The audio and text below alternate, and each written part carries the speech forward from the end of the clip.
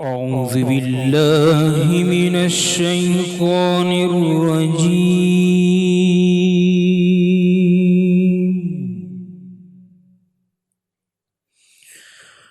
بسم الله الرحمن الرحيم.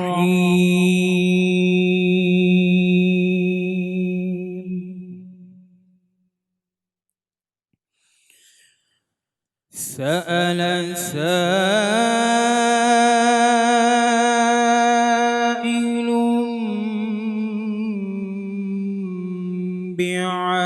بعذاب واقع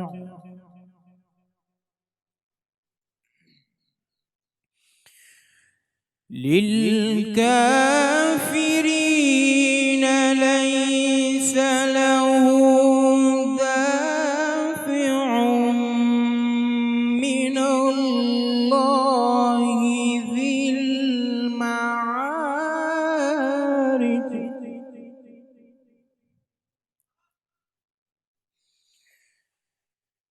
سأل سائل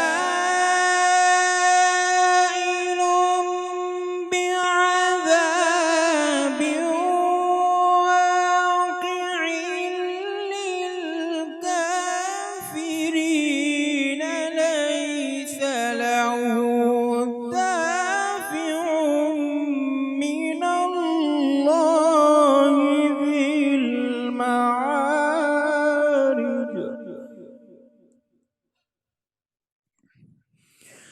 من الله ذي المعارج.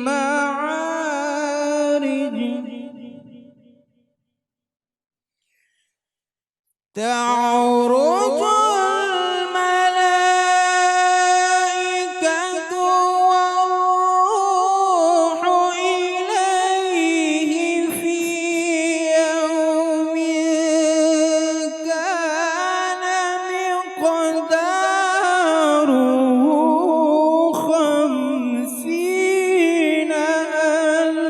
50,000 سنة. تعرج الملائكة والروح إليه في يوم كان مقداره 50,000 سنة. فاصبروا صبرا جميلا. صدق الله العظيم.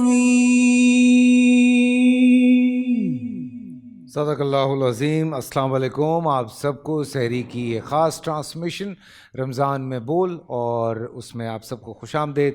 اس کے ساتھ ساتھ آج ہم 10ویں روزے کی جو سحری ہے اس کی طرف بڑھ رہے ہیں. اور دیکھیے کل پہلا روزہ تھا اور آج جو ہے وہ 10ویں روزے کی سحری تک ہم پہنچ چکے ہیں. پہلا عشرہ جو ہے وہ ختم ہونے کو ہے. آج جب ہم افطار پہ ہوں گے تو پہلا عشرہ ختم ہوگا اور ہم داخل ہو جائیں گے دوسرے عشرے میں. لیکن جب بات ہوتی ہے 10 رمضان کی تو خاص طور پہ آج کا دن بہت خاص ہوتا ہے اور پوری دنیا میں ایک بہت خاص ہستی ہیں جن کے حوالے سے یہ بات کی جاتی ہے. اور ہماری بھی یہی کوشش ہوتی ہے کہ جب بھی 10واں روزہ ہو تو آپ کا ذکر ہو, کیونکہ سانح حیات کے حوالے سے اگر ہم بات کرتے ہیں, آپ کی جو اسلام کے حوالے سے خدمات ہیں ان کی بات کرتے ہیں, یا جو خصوصی فضائل ہیں ان کی حوالے سے ہم ضرور بات کرتے ہیں. اور آج وصال ہے حضرت ختیجہ الکبریٰ کا, اور آج انہی کے حوالے سے ہم کوشش کریں گے. ام المومنین ہیں, آپ کے حوالے سے ہم بات کریں گے اور جتنا بھی یاد کر سکتے ہیں. ویسے تو بہت ساری ایسی باتیں ہیں جن پہ آج ڈسکشن کی جا سکتی ہے، آپ کو یاد کیا جا سکتا ہے، لیکن چیدہ چیدہ چند ایسی باتیں جو آپ لوگوں تک پہنچانی بہت ضروری ہوتی ہیں، ان پہ ضرور بات کی جائے گی، اور یہ بہت ضروری ہے آج کا موضوع بھی۔ اور آج میں کوشش کروں گا کہ سحری میں بھی آپ کے بارے میں جو ایک چھوٹا سا نذرانہ عقیدت ہم پیش کر سکتے ہیں وہ پیش کریں، اور افطاری پہ بھی ہم آپ ہی کے لیے ایک نذرانہ عقیدت پیش کرنے کی کوشش کریں گے۔ ہمارے علماء کرام اس حوالے سے بہت سی آپ کے سامنے باتیں لے کر آتے ہیں، قصے لے کر آتے ہیں، جو ہمارے پاس کتابوں سے چیزیں پہنچی ہیں وہ آپ لوگوں تک شیئر کرتے ہیں۔ لیکن پہلے ہم رضوان گھمن صاحب کی طرف بڑھیں گے اور بسم اللہ کریں گے آپ سے۔ تمام احباب محبت سے درود پاک میں شامل ہو جائیں۔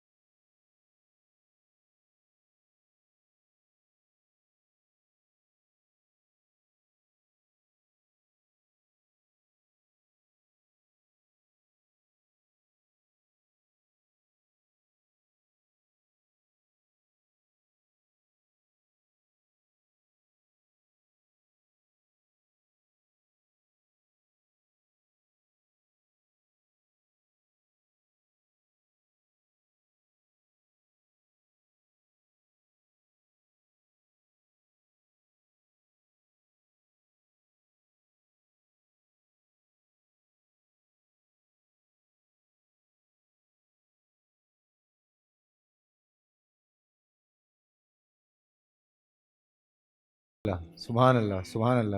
خوش رہیے رضوان، خوش رہیے۔ رانا باسط بھی ہمیں جوائن کر چکے ہیں، اور ہمارے تمام علماء کرام یہاں پہ موجود۔ آپ سب کو السلام علیکم، خوش آمدید کہتا ہوں میں۔ اور سحری کی ٹرانسمیشن آپ کو میں بتا چکا ہوں کہ آج کن کے نام ہے، چھوٹا سا ایک نذرانہ عقیدت ہے جو پیش کیا جا رہا ہے۔ تو مفتی نوید عباسی صاحب بسم اللہ کرتے ہیں، اور ایک ایک کر کے چھوٹے چھوٹے جو ہو سکتا ہے آپ سب کی طرف سے، پھر اس کے بعد کچھ سوال جواب پہ آ جائیں گے۔ نحمد نصلی علی رسولہ الکریم، اما بعد، بسم اللہ الرحمن الرحیم۔ آج ہم کائنات کی اس عظیم ترین شخصیت کا تذکرہ کر رہے ہیں کہ جن کا انتخاب رسول خدا صلی اللہ علیہ وآلہ وسلم کے لیے رب العالمین نے کیا ہے۔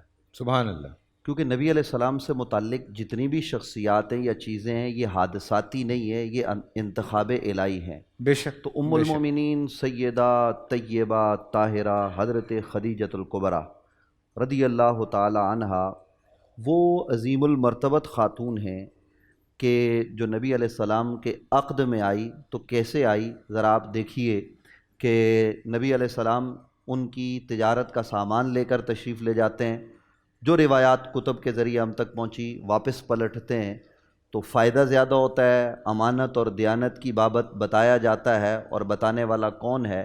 بتانے والا ان کا خادم ہے، کہ وہ اتنی متاثر ہوتی ہیں کہ وہ نبی علیہ السلام کو پیغام نکاح بھجواتی ہیں۔ سبحان آقا اللہ۔ کریم صلی اللہ علیہ وآلہ وسلم اپنے چچا جناب حضرت ابو طالب سے مشاورت کرتے ہیں، اور پھر پیغام نکاح کو قبول کیا جاتا ہے، اور اس طرح سے نبی علیہ السلام کے ساتھ ام المومنین کا یہ عقد ہوتا ہے، یعنی حضرت خدیجۃ الکبریٰ رضی اللہ تعالی عنہا کا، اور یہ نکاح جناب حضرت ابو طالب پڑھاتے ہیں، اور پھر اس کے بعد نبی علیہ السلام کے ساتھ وہ سرد و گرم میں شامل رہتی ہیں ہر معاملے میں، یہاں تک کہ اللہ کی جانب سے جب وحی نازل ہوتی ہے اور نبی علیہ السلام واپس تشریف لاتے ہیں تو وہ زمبلونی زمبلونی جو روایت ہے ہمارے یہاں بخاری میں، وہ حضرت خدیجہ سے کہا جاتا ہے کہ مجھے چادر اڑاؤ۔ آقا کریم صلی اللہ تعالی علیہ وآلہ وسلم غار حرا میں محو عبادت ہیں، تو کھانا خود سیدہ خدیجہ لے کر جاتی ہیں، بھیج سکتی ہیں کسی خادم کو لیکن نہیں بھیجا جاتا، نبی علیہ السلام کی خدمت خود کر رہی ہیں۔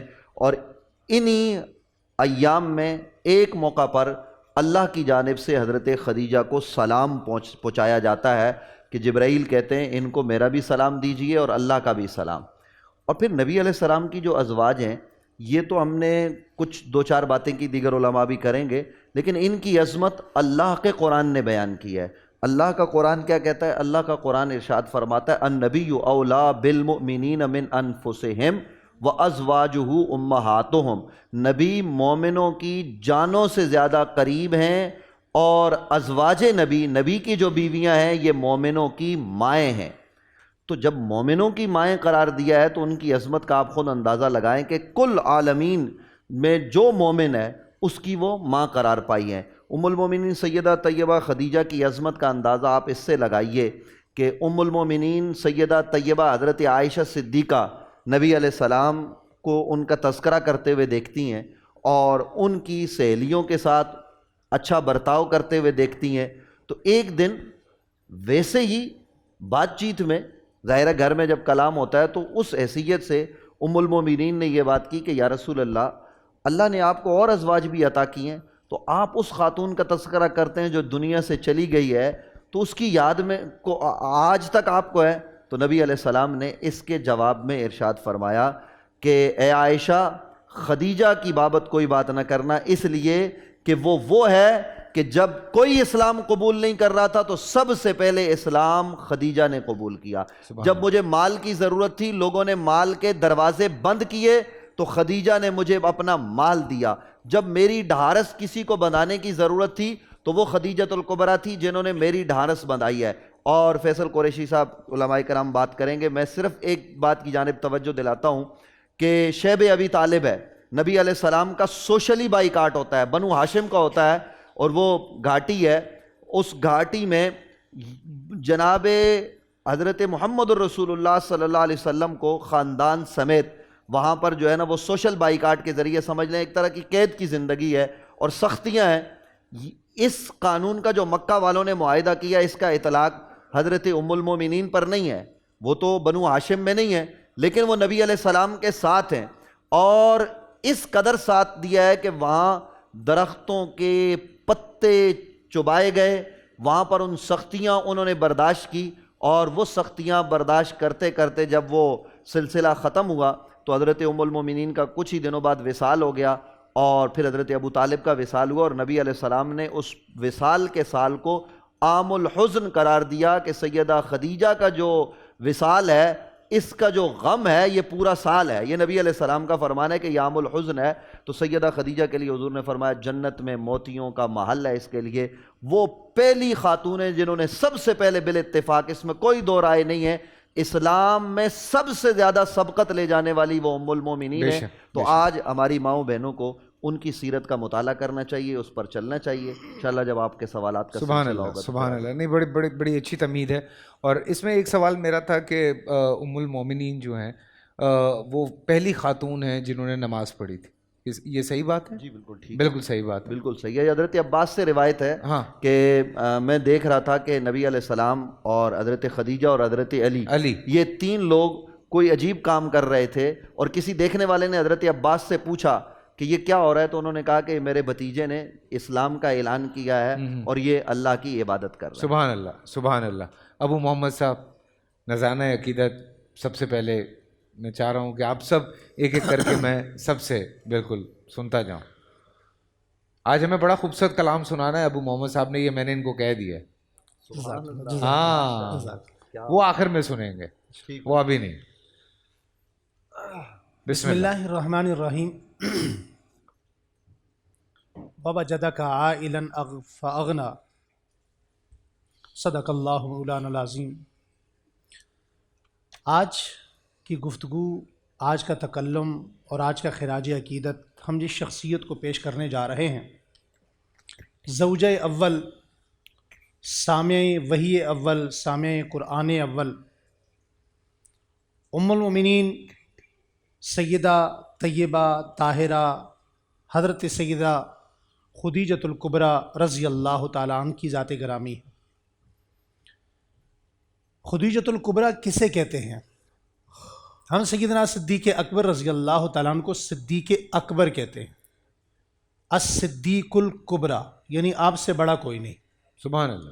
تو اسی صیغے کے ساتھ جس شخصیت کو اس کائنات میں امت مسلمہ اور لکھے گی اور پکارے گی، اسے خدیجۃ الکبریٰ کہتے ہیں. سبحان اللہ. پوری دنیا جب اپنے مقام سے اٹھتی ہے تو جہاں جا کر انہیں سکون میسر آتا ہے اسے محمد مصطفیٰ کہتے ہیں.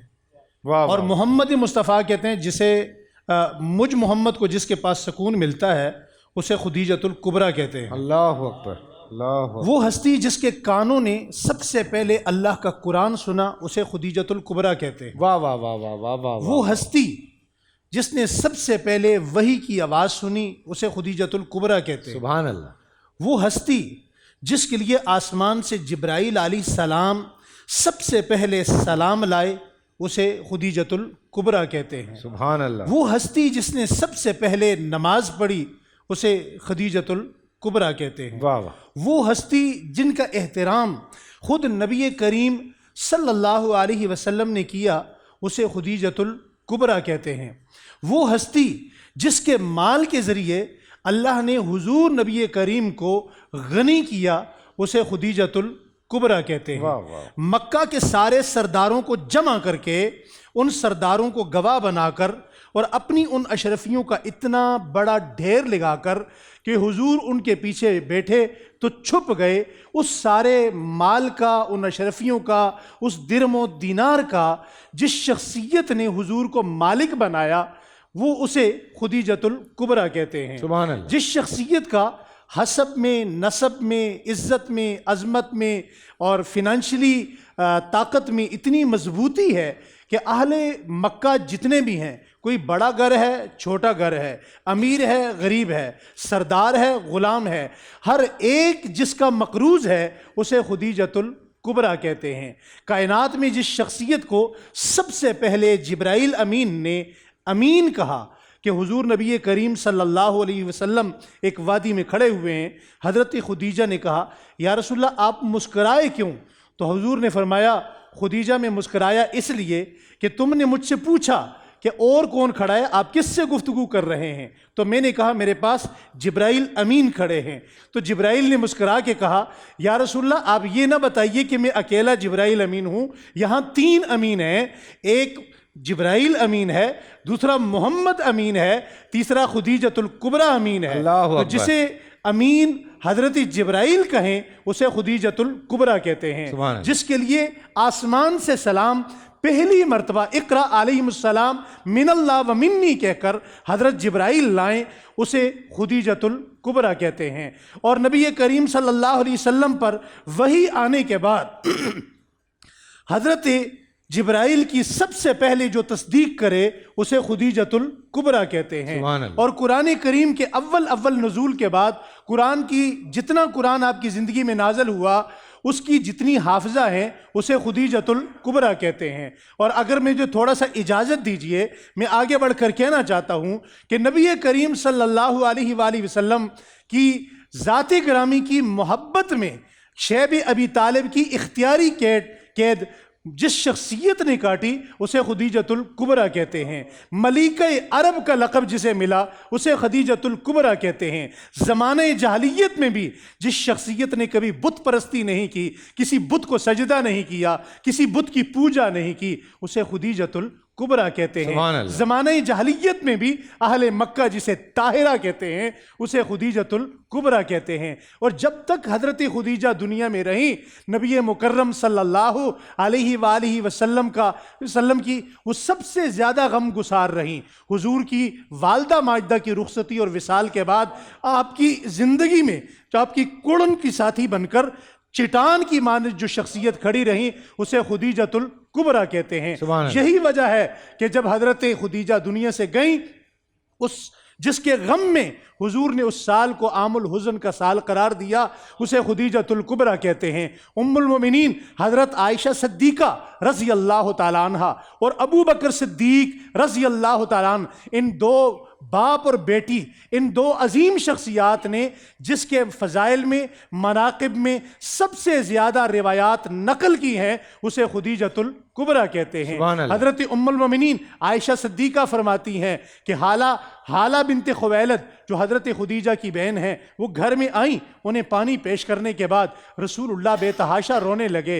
मैंने पूछा, या रसूलुल्लाह रोते क्यों है? कहा, आयशा देखती नहीं हो कि आज मेरे घर में कौन आया है? इस हाला बिनते खुवैलद की आवाज़ भी खुदीजा जैसी है, इसकी वज़ाक़ता भी खुदीजा जैसी है, इसकी चाल चलन भी खुदीजा जैसी है। मैंने इसे देखा तो मुझे खुदीजा याद आ गई, जिसे पल पल पे याद करने के बाद जो शख्सियत हुजूर रोएं उसे खुदीजतुल कुबरा कहते हैं। मैदान बदर के अंदर हज़रत ज़ैनब रज़ी अल्लाह तआला अन्हा, जनाब हज़रत ज़ैनब तशरीफ़ लाई और हज़रत ज़ैनब ने फ़िदिया में अपना वो हार भेजा अपने शोहर की आज़ादी के लिए। उस हार को देखकर हुजूर रोए कि ये तो मेरी बीवी हज़रत खुदीजा का है। बदर के बाद जिसके लिए हुजूर रोए उसे खुदीजतुल कुबरा कहते हैं।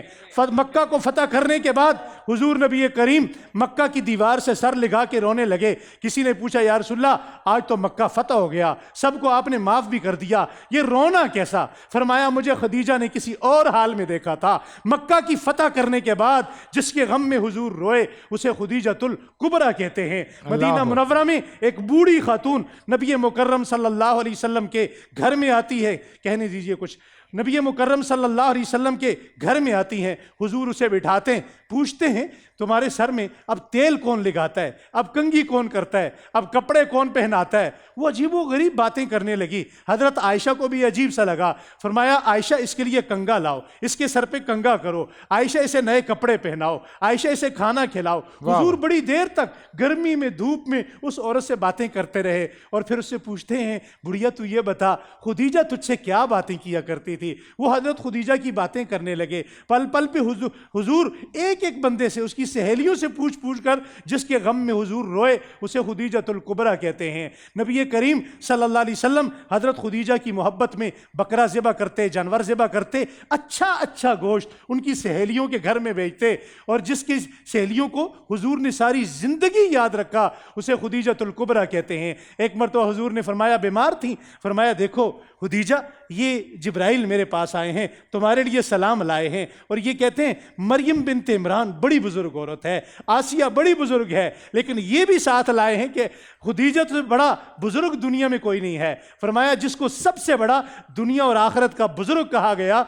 उसे खुदीजतुल कुबरा कहते हैं। तो इसीलिए मैं कहना चाहता हूँ, आखिरी जुमला है, बड़ा तलख है, मुझे माफ़ कीजिएगा कि इस उम्मत में हर साल 10 रमज़ान आता है, गुजर जाता है, यहाँ छोटे छोटे लीडरों के बड़े बड़े बैनर नज़र आते हैं और जब एवार्ड देने का वक़्त आता है तो मुख्तलिफ़ एक्टर और फिल्मी स्टार नज़र आते हैं, उन्हें बड़े बड़े एवार्ड दिए जाते हैं। मगर मैं मादरत के साथ क्या ये सवाल कर सकता हूँ कि आज भी इस उम्मत के अंदर जो शख्सियत सबसे ज़्यादा मज़लूम है, जिसे इज़्ज़त, जिसे प्रोटोकॉल, जिसे मकाम, जिसे मर्तबा अल्लाह ने दिया, उसके रसूल ने दिया, आज वो शख्सियत इस उम्मत में मजलूम है, उसे खुदीजतुल कुबरा कहते हैं। तो मुझे कहने दीजिए कि रसूल मुकर्रम की चाहत खदीजा, वो खातून अव्वल, वो पहली गवाही, अरब की मलिका, वो तत्हीर की पहली आयत खदीजा, वो खातून अव्वल, वो पहली गवाही, अरब की मलिका, खवैलत की बेटी, وہ سارے جہانوں کے راجہ کی رانی،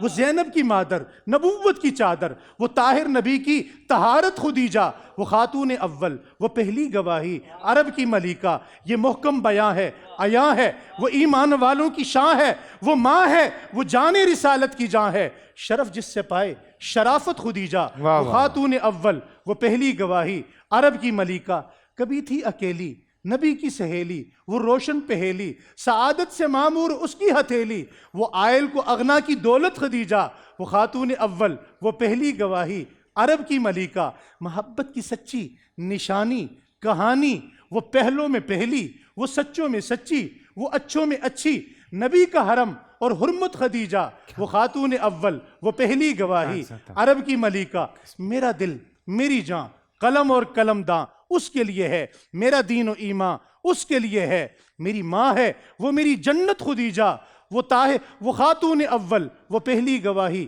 عرب کی ملکہ۔ سبحان اللہ۔ چھوٹا سا بریک سے واپس آتے ہیں۔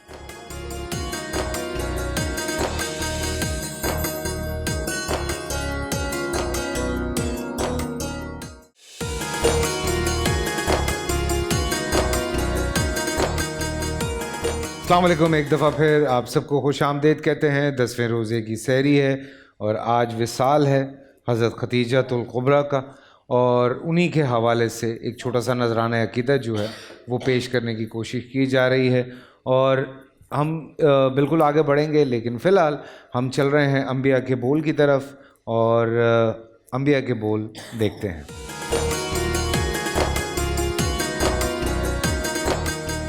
بسم اللہ والصلاۃ والسلام علی رسول اللہ۔ معزز ناظرین و سامعین، آج کے ہمارے سیگمنٹ میں اللہ کے پیارے پیغمبر حضرت سیدنا صالح علیہ السلام کا ہم ذکر سنیں اور سنائیں گے۔ حضرت صالح علیہ السلام یہ قوم سمود کے پیغمبر تھے۔ قوم سمود کا ذکر قرآن مجید میں 9 مرتبہ آیا، اور قرآن مجید میں 9 مرتبہ ہی حضرت سیدنا صالح علیہ السلام کا تذکرہ خیر ہوا۔ یہ قوم سمود وادی ہجر مدینہ شریف کے شمال میں ایک علاقہ ہے، وہاں پر یہ قوم بستی تھی، اور یہ لوگ بت پرست تھے۔ 70 بت انہوں نے بنا رکھے تھے۔ تو ان کی رشد و ہدایت کے لیے اللہ وحدہ لا شریک نے انہی کے ہم قوم حضرت صالح علیہ السلام کو مبعوث فرمایا۔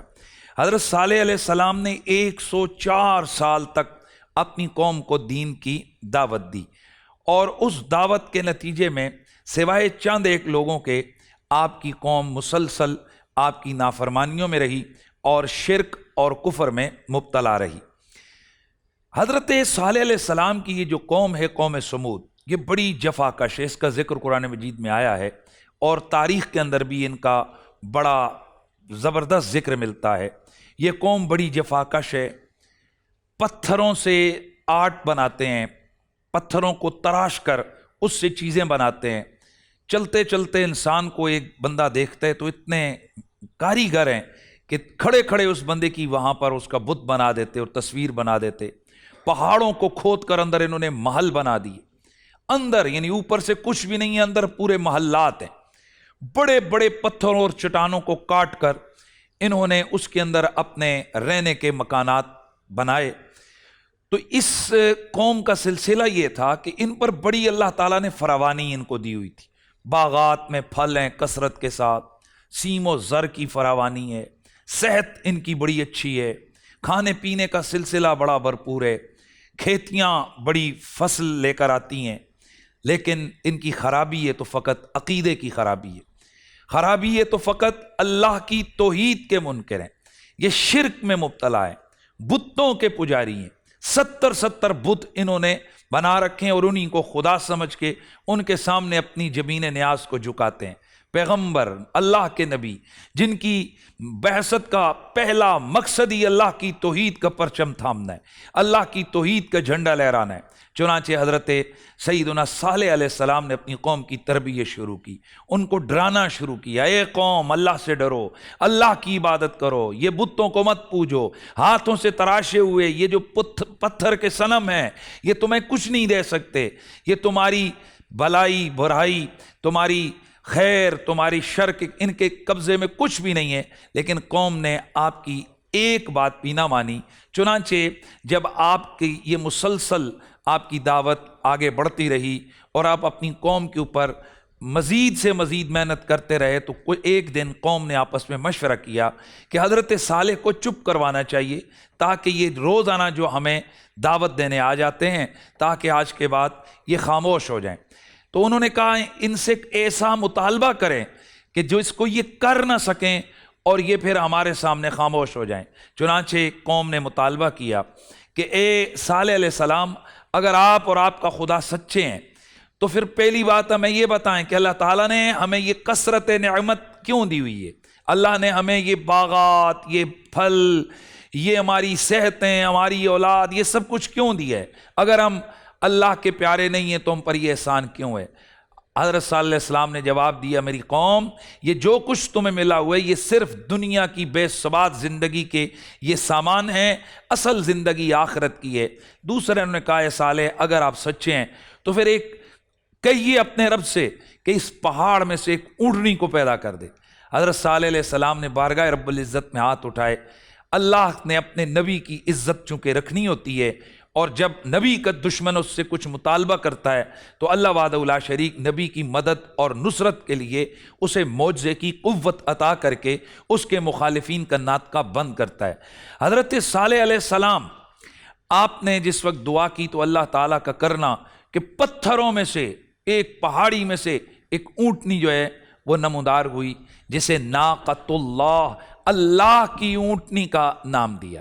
اب دیکھیے، اس اونٹنی کو بھی اللہ نے پیدا کیا اور باقی اونٹوں کو بھی، اونٹنیوں کو بھی اللہ پیدا کرتا ہے، تو اس کو صرف ناقۃ اللہ قرآن میں کیوں کہا؟ کیوں اس کا نام ناقۃ اللہ رکھا گیا؟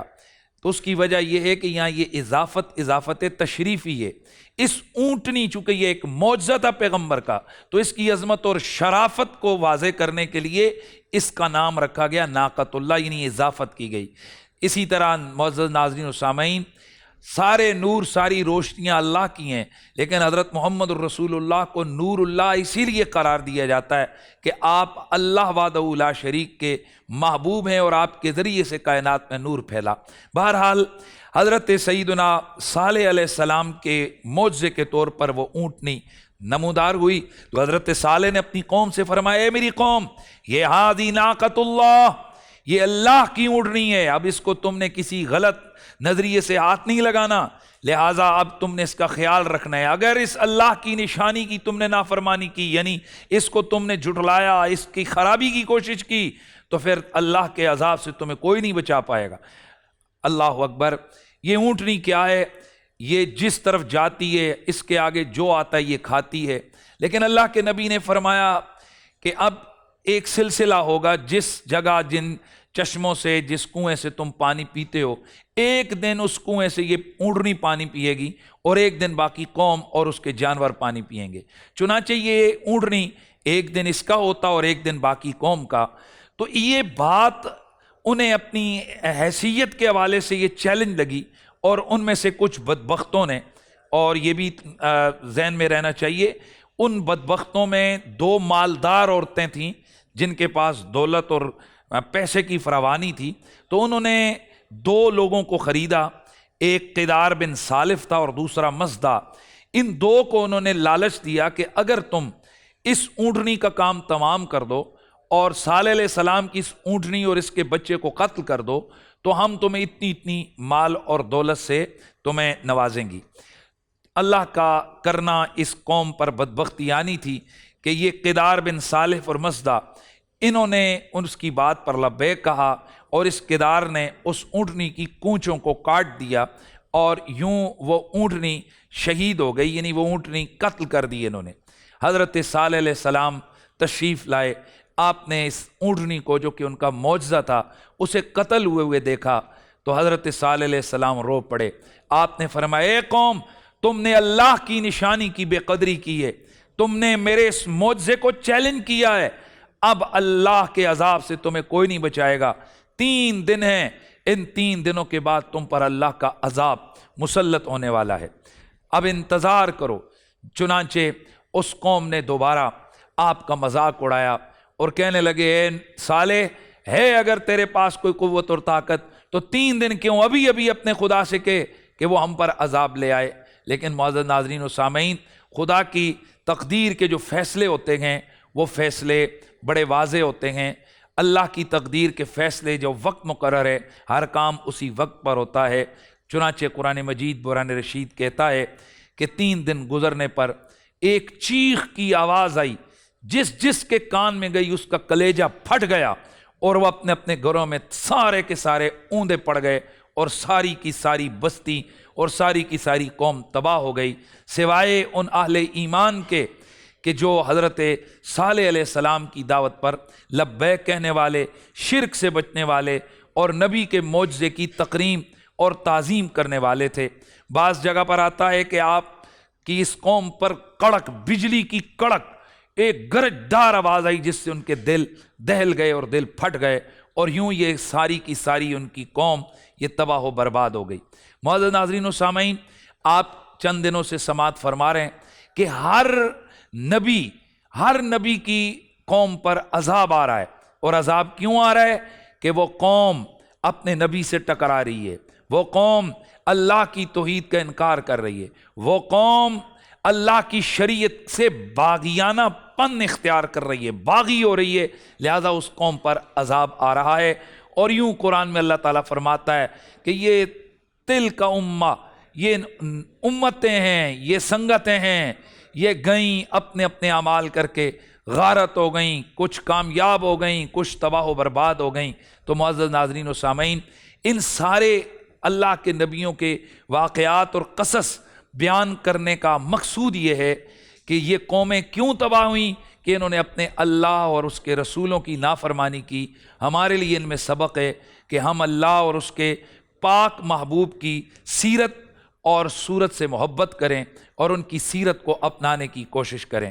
ہمارا رمضان میں بول، ہماری رمضان ٹرانسمیشن کا یہ سلسلہ جاری اور ساری ہے۔ انشاءاللہ کل ہم نئے اللہ کے پاک پیغمبر کے ذکر کے ساتھ دوبارہ حاضر ہوں گے۔ السلام علیکم ورحمۃ اللہ تعالی وبرکاتہ۔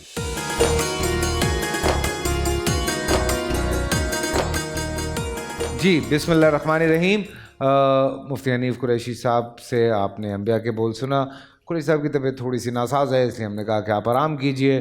ہم آگے بڑھیں گے علامہ امین شہیدی صاحب کی طرف، اور ان سے بھی آج سنتے ہیں کہ وہ کیا کہتے ہیں۔ جی بسم اللہ الرحمن الرحیم وبہ نستعین واللہ خیر ناصر و معین۔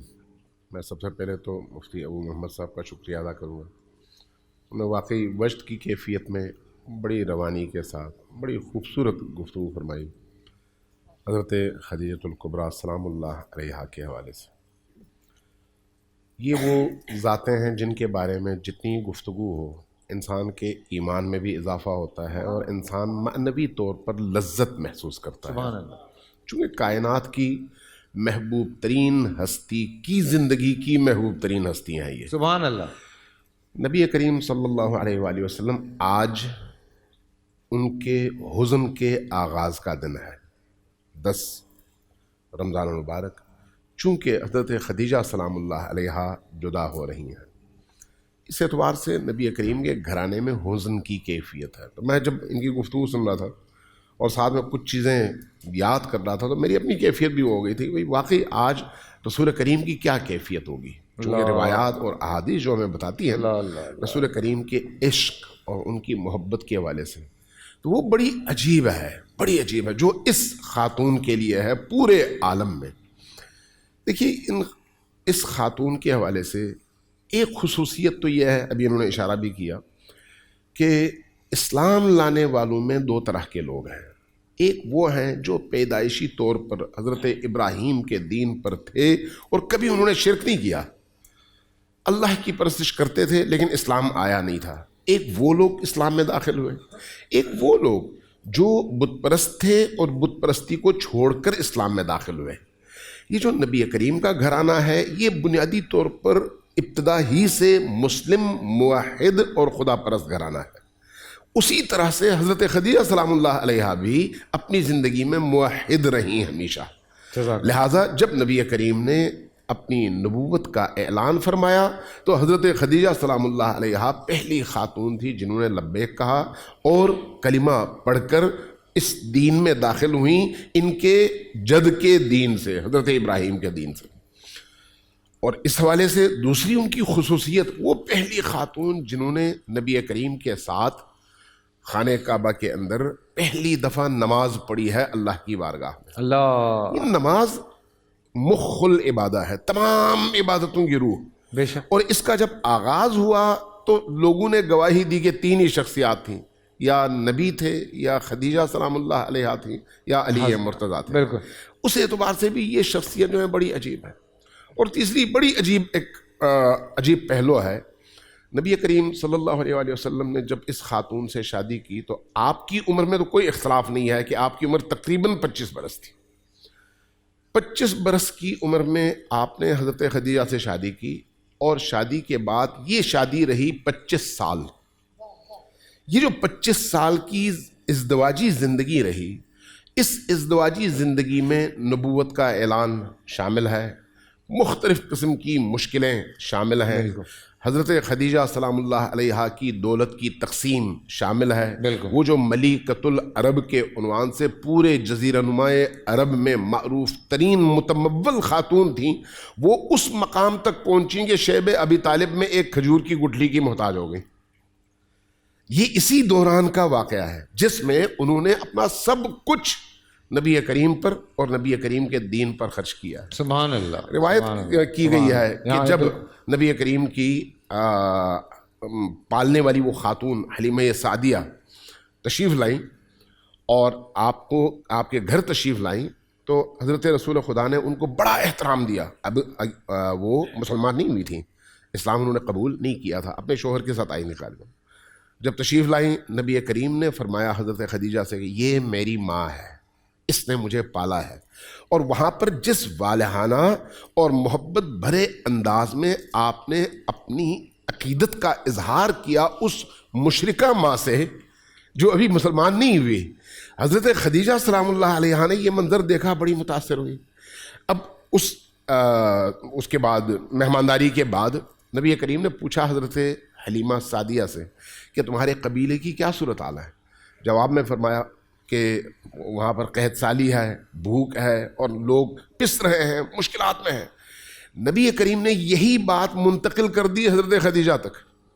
حضرت خدیجہ سلام اللہ علیہا کا ایثار دیکھیے، انہوں نے فوراً کہا 40 اونٹ اس کو میں دیتی ہوں، اور اسی طرح سے بکریاں۔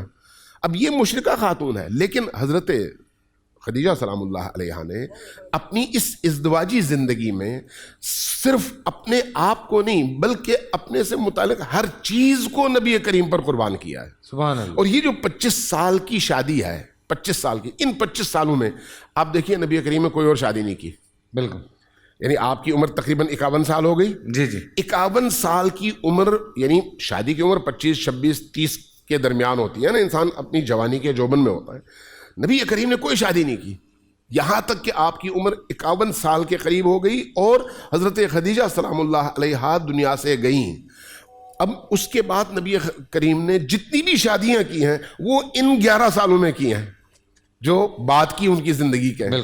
اس سے پتہ چلتا ہے کہ حضرت خدیجہ سلام اللہ علیہا نبی کریم کی زندگی میں کیا حیثیت رکھتی تھیں، سبحان اللہ۔ کہ ان کی موجودگی میں انہوں نے کسی شادی کا نہیں سوچا اور صرف اکتفا کیا حضرت خدیجہ پر، اور حضرت خدیجہ نے بھی ایک صالح ترین بیوی ہونے کا جو حق تھا وہ ادا کیا۔ اس لیے امام بخاری نے بخاری میں حضرت علی المرتضیٰ علیہ السلام سے یہ روایت نقل کی ہے کہ نبی کریم سے حضرت امیر المومنین نے نقل کیا کہ نبی کریم نے فرمایا کہ اس عالم میں اپنے زمانے میں حضرت مریم سب سے برتر تھی، اور آج کے زمانے میں سب سے برتر حضرت خدیجہ سلام اللہ علیہا۔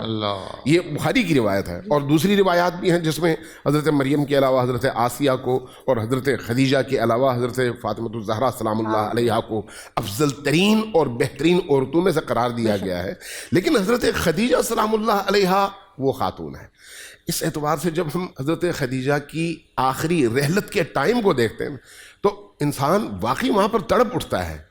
آپ بستر وفات پر ہیں، नबी करीम तशरीफ फरमा है। सॉरी, सारा वो जो इक्तिसादी बाइकआउट हुआ था ये उसी के दौरान हुआ था ना? जी इसी जिंदगी में हुआ है जी।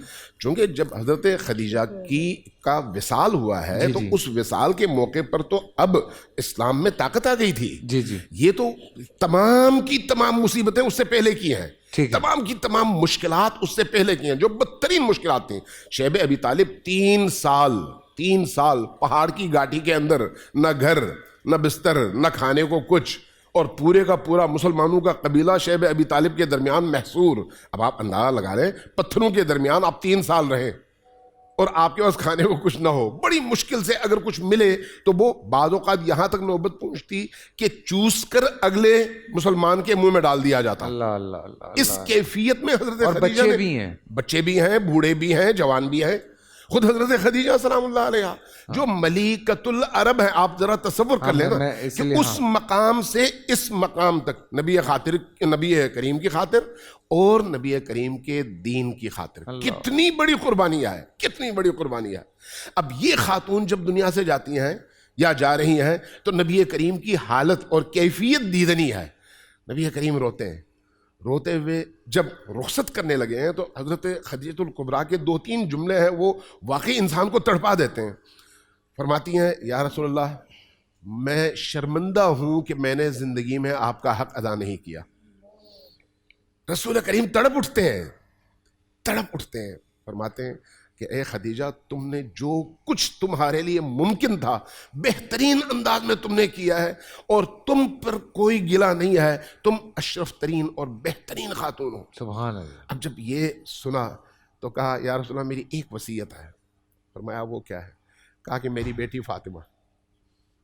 फातिमा को मेरे बाद इसका कोई नहीं है, अकेली है, इसका इस तरह से ख्याल रखें कि कोई इसको अजियत न दे, कोई इसको, रिवायत के अल्फाज में, कोई इसको थप्पड़ ना मारे, कोई इसको तंग न करे, बस इसका ये ख्याल रखें। नबी करीम ने फरमाया कि मुतमईन रहो, मैं पूरा ख्याल रखूँ। उसके बाद एक जुमला कहा, बड़ा अजीब है। फरमाया कि या रसूलल्लाह, मेरी एक वसीयत है लेकिन वो आपसे कहते हुए मुझे हया आती है, मैं अपनी बेटी से कहना चाहती हूँ। नबी करीम फ़ौरन बाहर तशरीफ़ ले जाते हैं। हज़रत फ़ातिमा ज़हरा सलामुल्लाह अलैहा तशरीफ़ फरमा है, कहती हैं, बेटा अपने बाबा से कहो मुझे कब्र की होलनाकियों से खौफ आता है। कौन?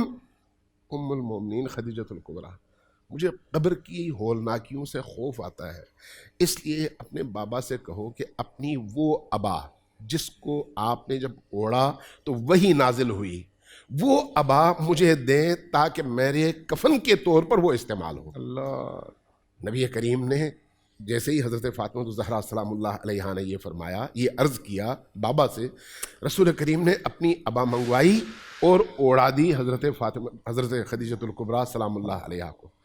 जब उन्होंने ये ओढ़ी उसके बाद मलिकुल मौत आया, हज़रत खदीजतुल कुबरा दुनिया से चली गई, लेकिन हज़रत जिब्राईल तशरीफ़ लाए। फरमाया कि या रसूल अल्लाह, अल्लाह तबारक व तआला ने आपकी इस ज़ौजा को इस तरह से इंतखाब फरमाया है कि इस ज़ौजा के लिए उस आलम में कोई मुश्किल नहीं है, बल्कि इसके कफन के तौर पर अल्लाह ने जन्नत के कपड़े भेजे हैं। ये आपकी ज़ौजा के लिए जन्नत का कफन है। अब रसूलुल्लाह ने पहले अपनी अबा ओढ़ाई कफन के तौर पर, फिर उसके ऊपर जन्नत का वो कपड़ा जो कफन के तौर पर आया था उसको इस्तेमाल किया कफन के तौर पर। 2 कफन पहनाकर इस दुनिया से हज़रत खदीजा सलामुल्लाह अलैहा को रुखसत किया है। अब एक ज़ौजा के लिए रसूल करीम जो इस पूरे आलम की रूह हैं, रसूल करीम इस पूरे आलम की रूह है, अगर वो न हो तो आलम कुछ भी नहीं है। अगर आलम है तो रसूल की वजह से है, वो रूह है, आलम है। वो हस्ती इस ज़ौजा के लिए रोते हुए कहे कि ये सारा साल मैं गम मनाऊंगा, हुज़न करूंगा, ये सारा साल मेरे लिए हुज़न का साल है। 2 मुनासिबतें हैं, एक हज़रत अबू तालिब और एक हज़रत खदीजा, लेकिन ये सारा साल इन 2 हस्तियों की वजह से नबी करीम सारा साल गम का साल और हुज़न का साल मनाते हैं। ये छोटी बात नहीं है, ये वो हस्ती है। अल्लाह तबारक व तआला से दुआ है कि हमारे दिलों को उन हस्तियों की नूरानियत से मुनव्वर फरमाए। आमीन आमीन आमीन। اللہ اکبر، اللہ اکبر، سمجھ باندھ دیا. اوئے ہوئے ہوئے ہوئے ہوئے. دیکھیں بڑی چھوٹی چھوٹی چیزیں ہوتی ہیں، لیکن کبھی کبھی جب ان کو یاد کیا جاتا ہے تو کیسے دل بھر آتا ہے. اور واقعی بڑا خوبصورت انداز اس بیان کا. ویسے بہت سارے واقعات ہیں، کیونکہ اکثر بات ہوتی ہے تو بہت سارے بچے یا لوگ یہ جاننے کی کوشش کر رہے ہوتے ہیں کہ جب حضرت خدیجہ کے حوالے سے جب بھی بات ہوتی ہے کہ اتنے پیسے تھے، اتنی بڑی تاجر تھیں، اتنی بزنس والے تھے، تو پیسے کیا ہوا وہ سارے بزنس کا، وہ ساری چیزوں کا. تو یہ اس پہ بہت سارے کویشچنز آتے ہیں. بٹ اوبویسلی آپ نے سارا پیسہ خرچ کیا صرف یہ اسلام کے لیے اور حضور پاک کو، تاکہ زیادہ سے زیادہ اسلام جو ہے وہ پوری دنیا میں پھیلایا جا سکے. تو اس حوالے سے بہت کبھی انشاءاللہ اللہ نے موقع دیا تو ہم ضرور بات کریں گے کہ یہ جو حضور پاک کی وحی کے بعد جو ایک اصل شکل، کیونکہ دیکھیں اسلام تو پہلے دن سے موجود ہے، حضرت آدم جب سے اترے ہیں تب سے اسلام موجود ہے، لیکن جو ایک اصل شکل ہمیں پورا فارم ہو کے جو پوری چیز ملی ہے وہ ملنے کے بعد سے تو لوگوں تک یہ تمام چیزیں پہنچانا، تو یہ ایک پورا میرے خیال سے پورا ایک پروسیس ہے جس پہ میرے خیال سے ہمیں کسی دن ڈسکس کرنا چاہیے، جو کہ بہت ضروری ہے. چھوٹا سا بریک سے واپس آتے ہیں. کہیں مت جائیے.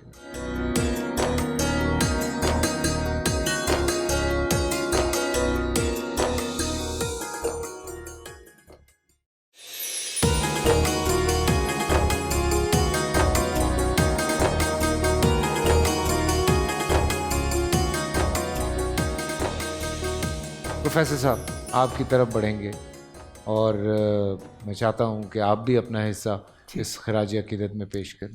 بسم اللہ والصلاۃ والسلام علی رسول اللہ وعلی آلہ وصحابہ اجمعین وبعد. علماء کرام نے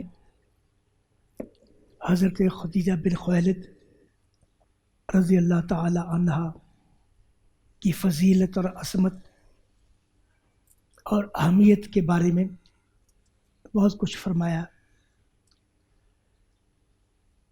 حقیقت یہ ہے کہ یہ وہ ہستیاں ہیں جنہوں نے اپنا من تن دھن اسلام پر قربان کر دیا، اور یہ وہ ہستیاں اختیار الہی ہے، اللہ نے ان کو اختیار کیا دین کے لیے.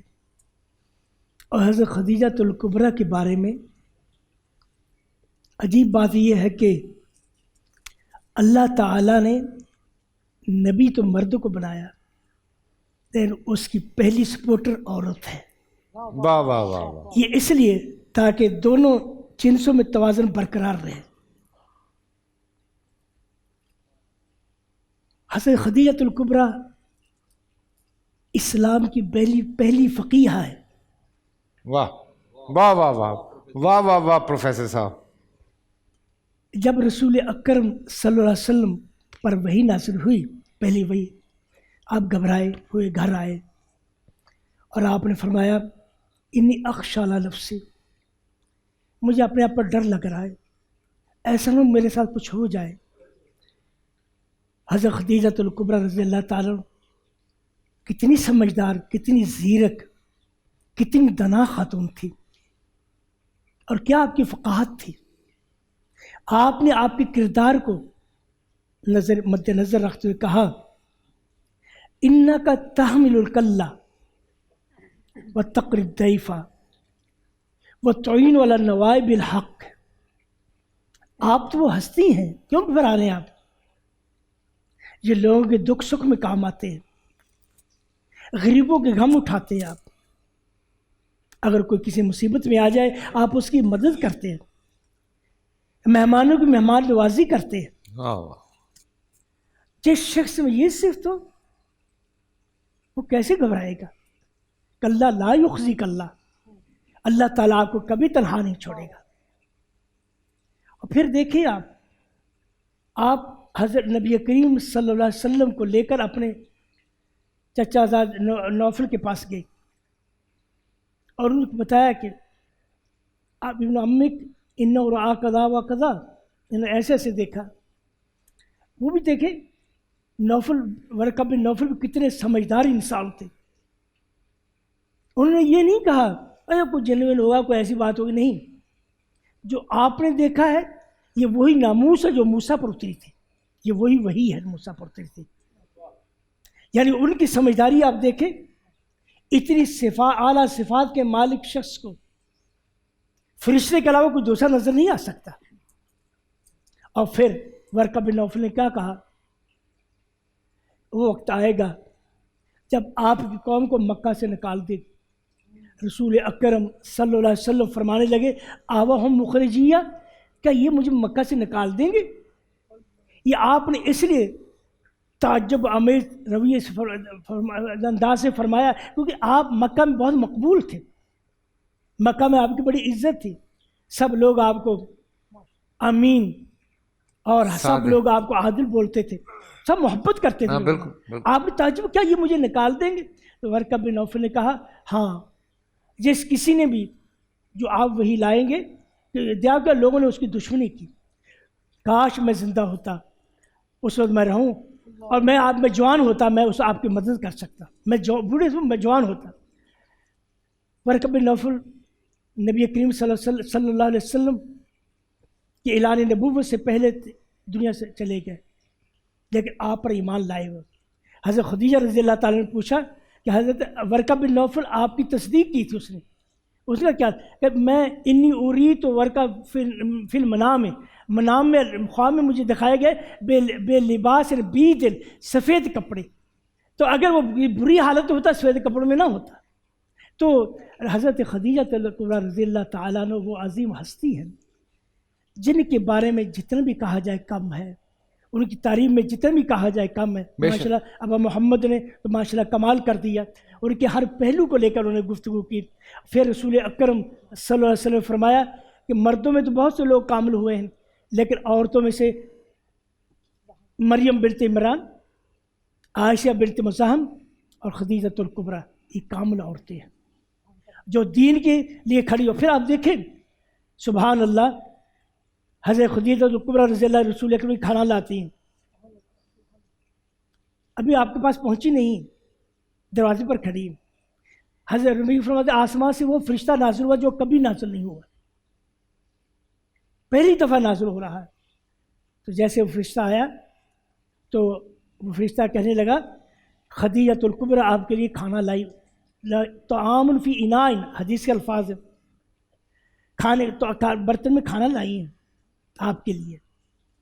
اور اقرا علیہ السلام, میرا ان اللہ یقرأ علیہ السلام, اللہ ان پر سلام بھیج رہا ہے. سبحان اللہ, سلام انہیں دیا جاتا ہے جسے محبت ہوتی ہے, سلام ہم انہیں کرنے سے محبت ہوتی ہے اللہ.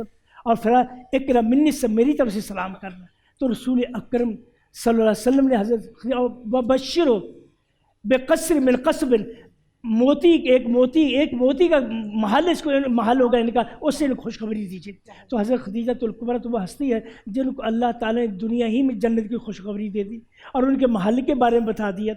تو یہ ہستیاں وہ ہیں جن کے ذکر سے ہمارے ایمانی وجدان کو قوت ملتی ہے اور ہمارے اندر اسی طرح قربانی کا جذبہ پیدا ہوتا ہے جس طرح انہوں نے قربانی کی. اللہ سے دعا ہے کہ اللہ تعالی ہم ان ہستیوں کی سچی محبت عطا فرمائے اور ہم ان کی پیروی کرتے ہوئے دین اسلام کے لیے وہ کام کریں جو کہ اسلام کی عظمت اور سرفرازی کا سبب بنے. آمین آمین آمین ثم آمین. اور جی معذرت, صاحب نے بڑی اچھی گفتگو کی اور ظاہر ہے جو بھی انہوں نے گفتگو کی وہ مختلف کتابوں ہی میں موجود ہے, اس میں کوئی شک والی بات نہیں ہے.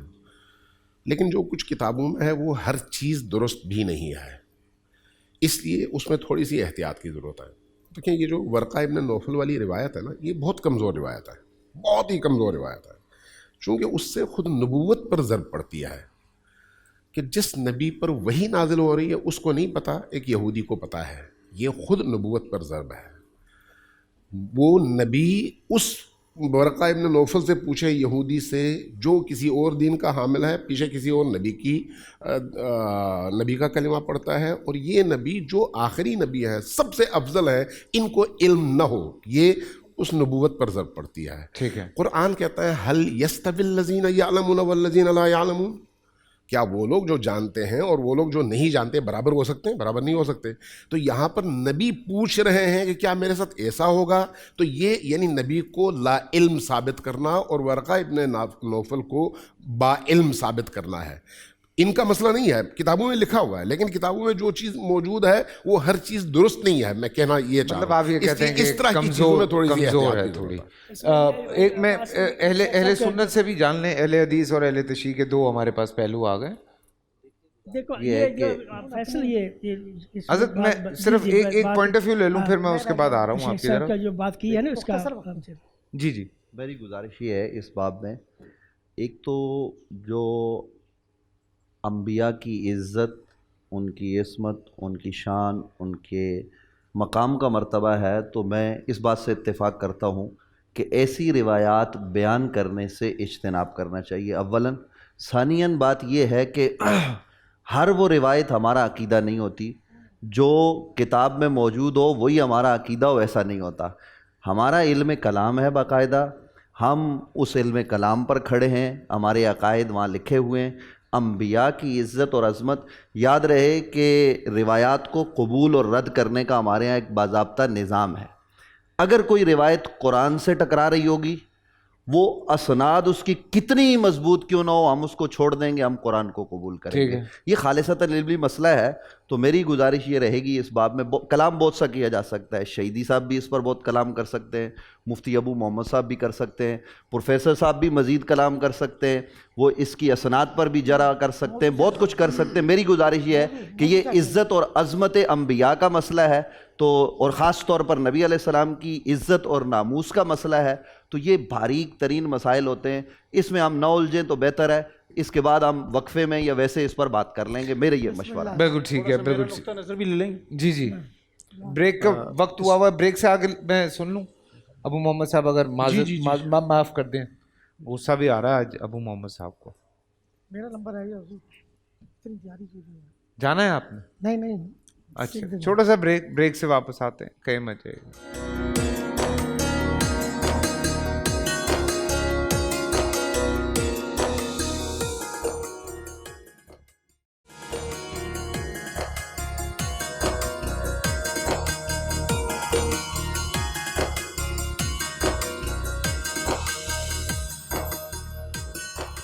بسم اللہ الرحمن الرحیم. آج کی سحری کی اس خاص ٹرانسمیشن میں آپ کو پھر ایک دفعہ سلام. اور علامہ سید محمد علی شاہ صاحب کی طرف بڑھتے ہیں. شاہ صاحب بسم اللہ الرحمن الرحیم، آپ بھی اپنا نذرانہ عقیدت پیش کریں. اللہ رب محمد صلی اللہ علیہ وسلم، نحن عباد محمد صلی اللہ علیہ وسلم. آج جس عظیم ہستی کو ہم خراج تحسین پیش کرنے کے لیے جمع ہیں، وہ غم خسار رسول، محسنہ اسلام، ملکۃ العرب، ام زہرا، حضرت سیدہ خدیجۃ الکبریٰ سلام اللہ علیہا و ابیہا کی ذات ہے. وہ یقیناً اہل محبت اور اہل ایمان کی زندگی ادھوری ہے کہ جب تک وہ سیدہ خدیجہ کبریٰ کی چوکٹ پہ ان کے دامن سے وابستہ نہ ہو. کیونکہ پورا ماشاءاللہ ہمارا دوستوں کے پورے پینل نے بڑی تفصیلی گفتگو کی، اور آخری بندے کو بڑا مشکل ہوتا ہے کہ یہ جو باتیں ہو چکی ہیں اس سے ہٹ کر کوئی بات کی جائے تاکہ سننے والوں کو. تو میں ان کی سیرت پہ بات کروں گا. سبحان اللہ. آپ کا ایک تو آپ اللہ کے رسول صلی اللہ علیہ وسلم کے نکاح سے پہلے آپ کے 2 نکاح تھے اور دونوں تاجر تھے، اور پھر آپ خود ایک بہت بڑے تاجر جو ہے ان کی صاحبزادی تھی. اس لیے ملکۃ العرب یعنی کہ یوں کہہ لیں کہ دنیاوی اعتبار سے بہت مالدار. اور آپ کا جو قبیلہ تھا، جیسے اللہ کے رسول صلی اللہ علیہ وسلم کا قبیلہ تھا، قبیلہ بنو ہاشم، یہ متولی تھے بیت اللہ کے. ٹھیک. اور ان کا جو قبیلہ تھا یہ مکے کے انتظام، اہتمام، روڈ، پل، یعنی کہ میونسپل کمیشن جس کو کہتے ہیں، اور یعنی کہ مکے کے انتظامات. اور یہ قبیلے کا نام تھا قبیلہ بنو اسد. بنو اسد، بالکل. یہ وہ قبیلہ ہے، اور آپ کا تعلق اس قبیلے سے، یعنی بڑا وقار والا، نسب میں بھی اعلیٰ. قربان جائیے، حضرت سیدہ خدیجہ کبریٰ سلام اللہ علیہا اتنی عظیم ہستی، اور اتنا اللہ نے آپ کو نوازا ہے.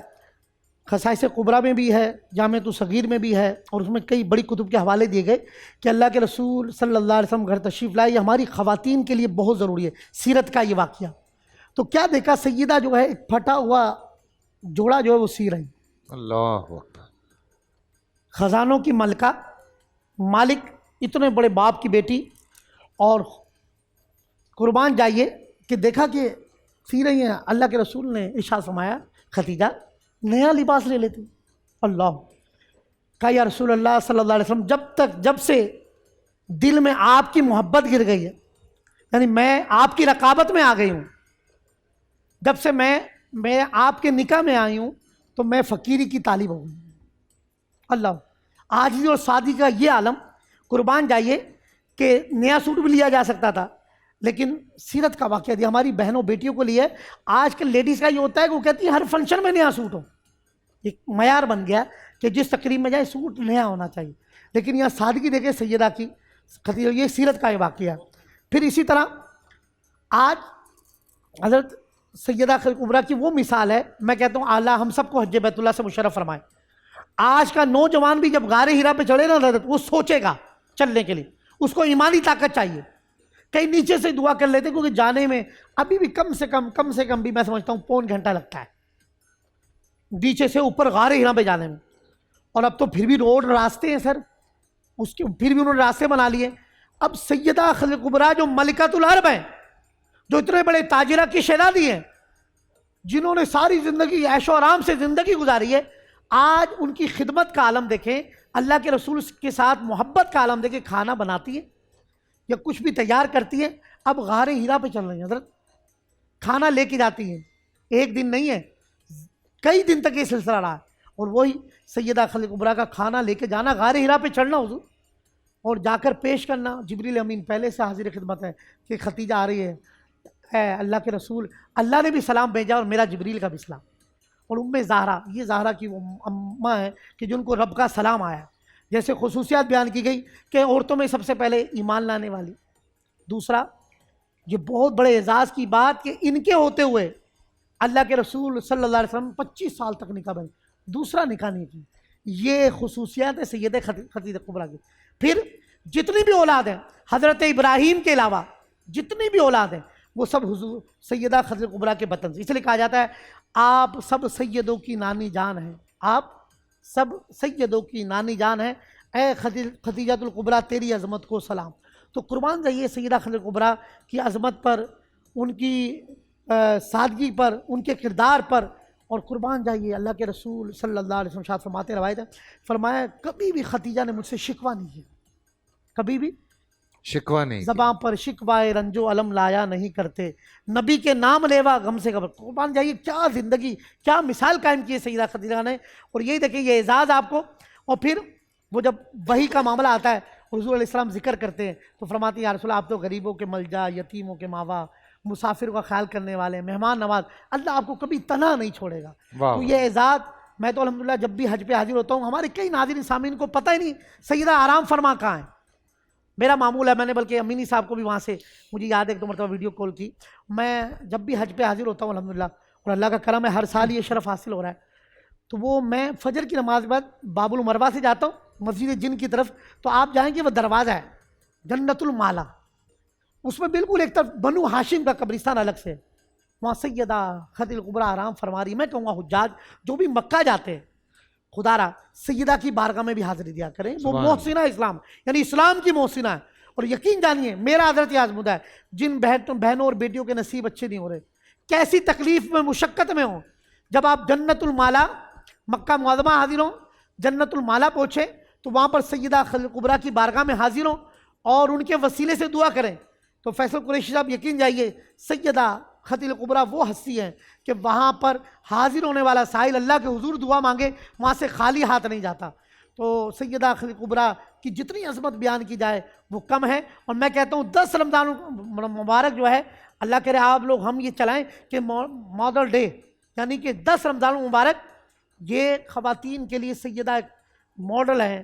تو خدا را حقیقت کہہ رہے ہیں مفتی ابو محمد صاحب بھی، ہمارے اہل ایمان نے، اہل اسلام نے سیدہ کے ساتھ بڑی زیادتی کی، آپ کے تذکرے، آپ کی عظمت، آپ کی شان اتنی ورا الورا کہ ان کے نام سے کالج ہوں، ان کے نام سے یونیورسٹی ہوں، ان کے نام سے میں کہتا ہوں ریسرچ سینٹر ہوں، اور ان کا جتنا چرچا کیا جائے ہماری عزت میں اضافہ ہوگا۔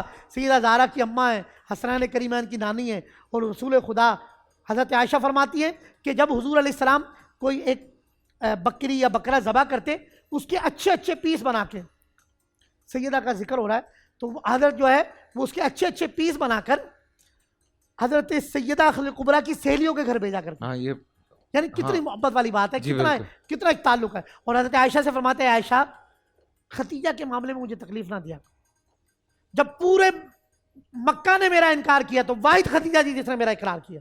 اور آپ فرماتے ہیں آپ رو پڑھتے تھے سیدہ خدیجہ کبریٰ کا ذکر کرتے ہوئے، تو یعنی کہ محبوب خدا کو کتنی محبوب تھی ختیجہ، بے شک اور بے شک، کتنی عظمت والی تھی۔ سبحان اللہ ان کے صدقے آمین، ہماری آمین، بہنوں آمین۔ بیٹیوں کو بھی شرم و حیا کی چادر نصیب فرمائے، اور سیدہ کے نقش قدم پر چلتے ہوئے حرف شکایت سے بچائے، مشکل وقت میں بھی شکوہ نہیں کیا۔ یہ سیدہ کا ایک پیغام ہے، اور سادگی کو نہیں چھوڑا مال و دولت ہونے کے باوجود۔ بالکل۔ اللہ ان کی نہیں، تربت اس پر حوالے سے شاہ صاحب میں بالکل تھوڑا سا بات کو آگے بڑھانا چاہ رہا ہوں، اور اسی لیے میں چاہ رہا ہوں کہ تھوڑی سی بات جو ہے وہ آگے بڑھائی جائے۔ کچھ چھوٹے چھوٹے پوائنٹس ہیں جن کے جواب چھوٹے چھوٹے پوائنٹس ہیں، ہم ان کی طرف چلیں گے۔ جیسے آپ کا اور حضور اکرم صلی اللہ علیہ وسلم کا جو نکاح ہے وہ ابو طالب نے جو ہے وہ پڑھایا تھا، صحیح بات ہے یہ؟ اور آپ کا جنازہ کنہوں نے پڑھایا تھا؟ فیصل قریشی صاحب، جنازے کے جو احکام ہیں یہ مدینہ منورہ میں آئے۔ اچھا، تو جس طرح سے ہم نماز جنازہ پڑھاتے ہیں تکبیرات کے ساتھ، جو ہمارا طریقہ کار ہے مروجہ جس طرح سے ہوتا ہے، مختلف لوگوں کا مختلف طریقہ ہے، لیکن اس پر سب کا اتفاق ہے کہ جب مسلمان دنیا سے چلا جائے تو اس پر نماز جنازہ پڑھی جاتی ہے میت کو سامنے رکھ کر، یہ اس کا ایک پروٹوکول ہے۔ تو حضرت خدیجہ کا اس طرح سے نہیں ہوا، یہ احکام مکہ مکرمہ میں موجود نہیں تھے۔ اچھا جی، مدینہ طیبہ یہ سارے معاملات آ کے ہوئے ہیں، مکہ مکرمہ میں یہ والا کام نہیں ہوا۔ تو حضرت خدیجہ کو اس زمانے کے حساب سے نبی علیہ السلام نے خود جو ہے نا وہ کفن جیسے یہاں بات ہوئی وہ عطا کیا، وہ ان کو پہنایا گیا اور پھر ان کو قبر اطہر میں رخصت کیا گیا۔ اتارا گیا۔ تو اس جنازے وقت- کے اس وقت یہ مکہ- احکامات نہیں تھے؟ نہیں، اس وقت یہ والی چیزیں نہیں تھی جس طرح ہم مروجہ یا صحابہ کرام جیسے مدینے میں آ کے ہوا۔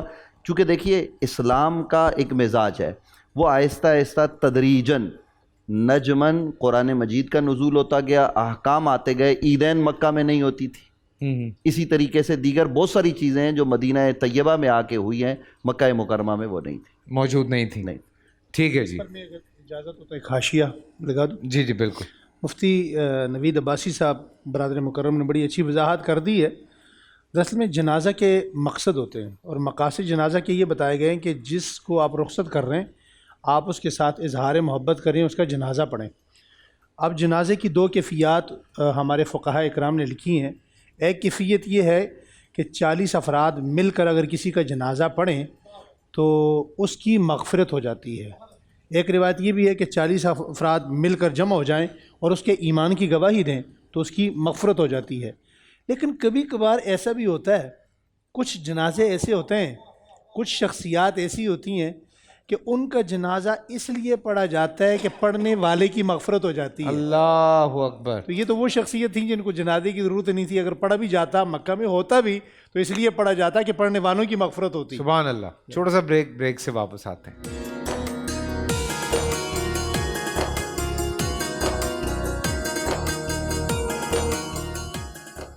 سبحان اللہ سبحان اللہ سبحان اللہ۔ آج ام المومنین حضرت خدیجۃ الکبریٰ کے حوالے سے یہاں پہ سبھی خراج تحسین پیش کرنے کی کوشش کر رہے ہیں، اور بہت کچھ سوالات میں موقع ملتا ہے تو پوچھتا رہتا ہوں، اور یہ وہ سوالات ہوتے ہیں جو آپ ہم تک پہنچا رہے ہوتے ہیں سوشل میڈیا کے تھرو، یوٹیوب کے تھرو، جیسے بھی۔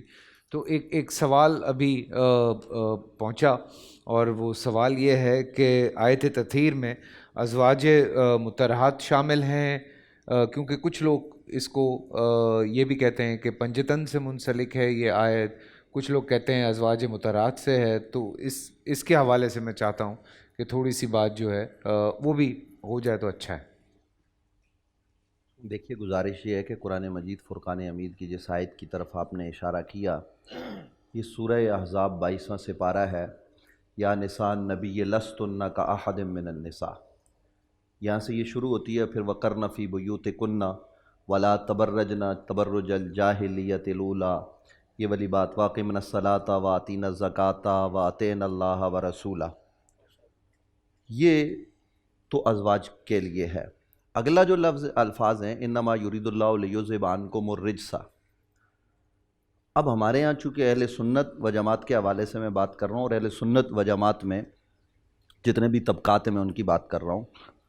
مفسرین نے بعضوں نے کہا کہ اس سے مراد صرف اور صرف ازواج مطہرات ہے. اوکے.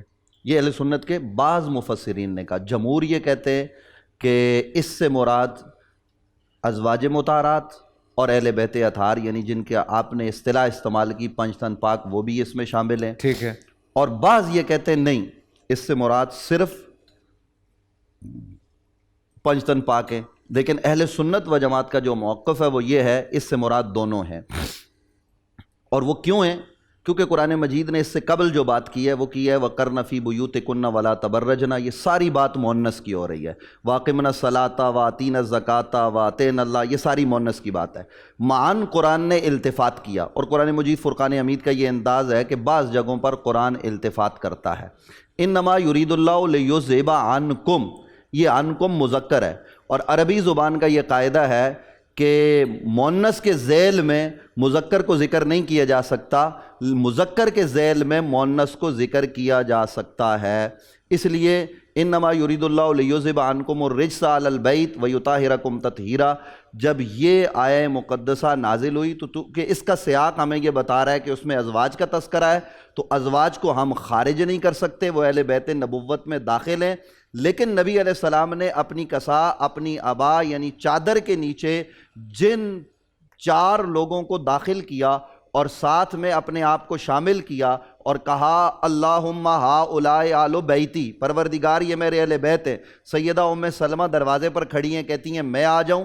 حضور نے یہ نہیں فرمایا تو اہل بیت میں داخل نہیں ہے، بلکہ فرمایا تو خیر پر ہے، لیکن اللہم ہؤلاء آل بیتی، جو آج خاص رحمت نازل ہو رہی ہے اور میں جن کو شامل کر رہا ہوں ان میں علی ہیں، حسن ہیں، حسین ہیں، اور جناب سیدہ زہرا پاک ہیں. تو اہل سنت کا موقف بڑا واضح ہے، وہ یہ ہے کہ اس میں ازواج بھی ہیں اور حضرات پنجتن پاک یعنی نبی علیہ السلام کے گھر کے دیگر افراد بھی اس آیہ مبارکہ کو محیط ہیں. سبحان اللہ. پروفیسر صاحب. شیخ صاحب جو موقع ہے یہ ہمارا موقف ہے. علامہ صاحب. ہمارے یہاں تو واضح ہے. جی اچھا. جو شیخ صاحب نے موقف بیان کیا ہے اس میں اضافے کی ضرورت نہیں، بہت بہت سب کی طرف سے بیان کرتے ہیں. علامہ صاحب. ہمارے ہاں بالکل واضح ہے اس میں موقف کہ جب اہل البیت کا تذکرہ آئے گا تو اہل البیت میں نبی کریم نے جن شخصیات کے نام لیے اور جن کو چادر کے نیچے جمع کیا، اور اس موقع پر جب ام المؤمنین حضرت ام سلمہ سلام اللہ علیہا، چونکہ ان کے گھر کا واقعہ ہے یہ، جب انہوں نے داخل ہونے کی اجازت مانگی تو آپ نے روک دیا، اور یہ کہہ کر روک دیا انت علی الخیر، آپ خیر کے رستے میں ہیں. لیکن اہل البیت یہ ہے، تو اس لیے اس روایت اور اس آیت دونوں کو ساتھ رکھتے ہوئے مکتب اہل البیت کا واضح اور کلیئر کٹ عقیدہ یہ ہے کہ احترام تمام زوجات کا، اس میں کوئی دوسری رائے نہیں ہے، لیکن اہل البیت میں صرف یہی آئیں گے جن کو چادر کے نیچے نبی کریم نے جمع فرمایا، اور حضرت ام سلمہ جیسی ہستی کو بھی روک دیا کہ آپ داخل نہیں ہو سکتی. اچھا. یہ مکتب یا آپ اہل تشیع کا موقف؟ بالکل واضح موقف ہے، اہل حدیث اور اہل سنت کا بغیر کسی اختلاف کے یہ اہل موقف ہے. بیت سے ہمارے ازواج النبی صلی اللہ علیہ وسلم مقدم ہے، کیونکہ قرآن میں آیا ہے اہل کا ہی قرآن نے بیوی کو اہل خانہ، جیسے موسیٰ علیہ السلام ام کثول اہلی، اس کا اہل جو ہے نا سب ہمارے نزدیک بیویاں شامل ہے تطہیر میں بھی. ٹھیک ہے. ٹھیک ہے. پروفیسر صاحب بار بار ایک بات دماغ میں امڑتی ہے اور میرے خیال سے اس حوالے سے بات کرنا بہت ضروری ہے. ہم بات کر رہے ہیں حضرت خدیجۃ الکبریٰ رضی اللہ تعالیٰ عنہ کی. بڑی امپورٹنٹ بات ہے، اتنا اچھا بزنس، اتنی بڑی تجارت، اتنا سارا کچھ، تو کیسے وقت کے ساتھ ساتھ کیا وجوہات ایسی ہوئیں جن کی وجہ سے وہ ساری تجارت جو ہے، وہ سارا پیسہ جو ہے وہ آہستہ آہستہ ختم ہوتا چلا گیا. مطلب جو ہم اب حالات دیکھتے ہیں اس حوالے سے، جب کیونکہ آخری ایام کی جب ہم بات کرتے ہیں تو حالات جو بتائے جاتے ہیں ان میں تھوڑا یہ بتایا جاتا ہے کہ جی جو تجارت تھی وہ ختم ہو چکی تھی، پیسے ختم ہو چکے تھے اور اب وہ والی کنڈیشن نہیں رہی تھی. تو اس حوالے سے تھوڑی سی تفصیل میں چاہتا ہوں کہ اس پہ بھی ڈسکشن کی جائے. شیخ محمد سے اس کا جواب لے. جی شیخ صاحب. شیخ محمد سے جواب لے. غصے میں تو نہیں کہا آپ نے. بسم اللہ الرحمن الرحیم. بڑا پیار ہے آپ کو، ہاں محبتیں بڑھ رہی ہیں. آپ لوگوں میں پیار ہو، میں تو یہی چاہتا ہوں، میں تو یہی چاہتا ہوں. شیخ صاحب یہ کیا ہوا ہے؟ کوئی خوش تھوڑے ایک دعا یہ بھی کریں جو کوئی پیار کیمرے کے ایک نقطہ صرف میرا آ رہا تھا کہ سیدہ زہرا پاک ہیں، بچے بھی ہیں، تو یہ ہو سکتا ہے سیدہ خدیجہ جو ان کی والدہ ہے وہ کیوں اہل بیت میں سے ہوں گی؟ حسنین کریمین کی نانی ہے، سیدہ زہرا پاک کی والدہ ہے، سب کے اپنا ایک موقف ہے، لیکن ایسا ہو سکتا ہے کہ سیدہ خدیجہ اہل بیت میں سے نہ ہو. تو یہ بھی ایک بات ہے جن سے نسل چل رہی ہے جی، جو تمام سیدوں کی نانی ہے، تو اماں کو کیسے نکال سکتے ہیں سر؟ اماں سے تو سلسلہ چلا ہے. یہ موقف ہے، وہ ان کا اپنا موقف ہے، ہمارا موقف ہے کہ ہم ازواج مطہرات میں عرض کر دو. جی آپ تھوڑا سا سوال دہرا دیں. نہیں، میں یہ جو ساری تجارت تھی، جو سارا بزنس تھا، وہ کیسے بزنس کی بات آپ ایک بزنس مین سے پوچھ رہے ہیں، بزنس مین علامہ صاحب سے. بالکل، کیونکہ خیر ہم نے پڑھا تو ہے، لیکن میں چاہتا ہوں کہ لوگوں تک یہ چیز جانی چاہیے کہ کیسے یہ سارا بزنس. بسم اللہ الرحمن الرحیم. ام المؤمنین حضرت خدیجۃ الکبریٰ رضی اللہ تعالیٰ عنہ کا جو بزنس تھا وہ 4 مختلف چیزوں کا تھا.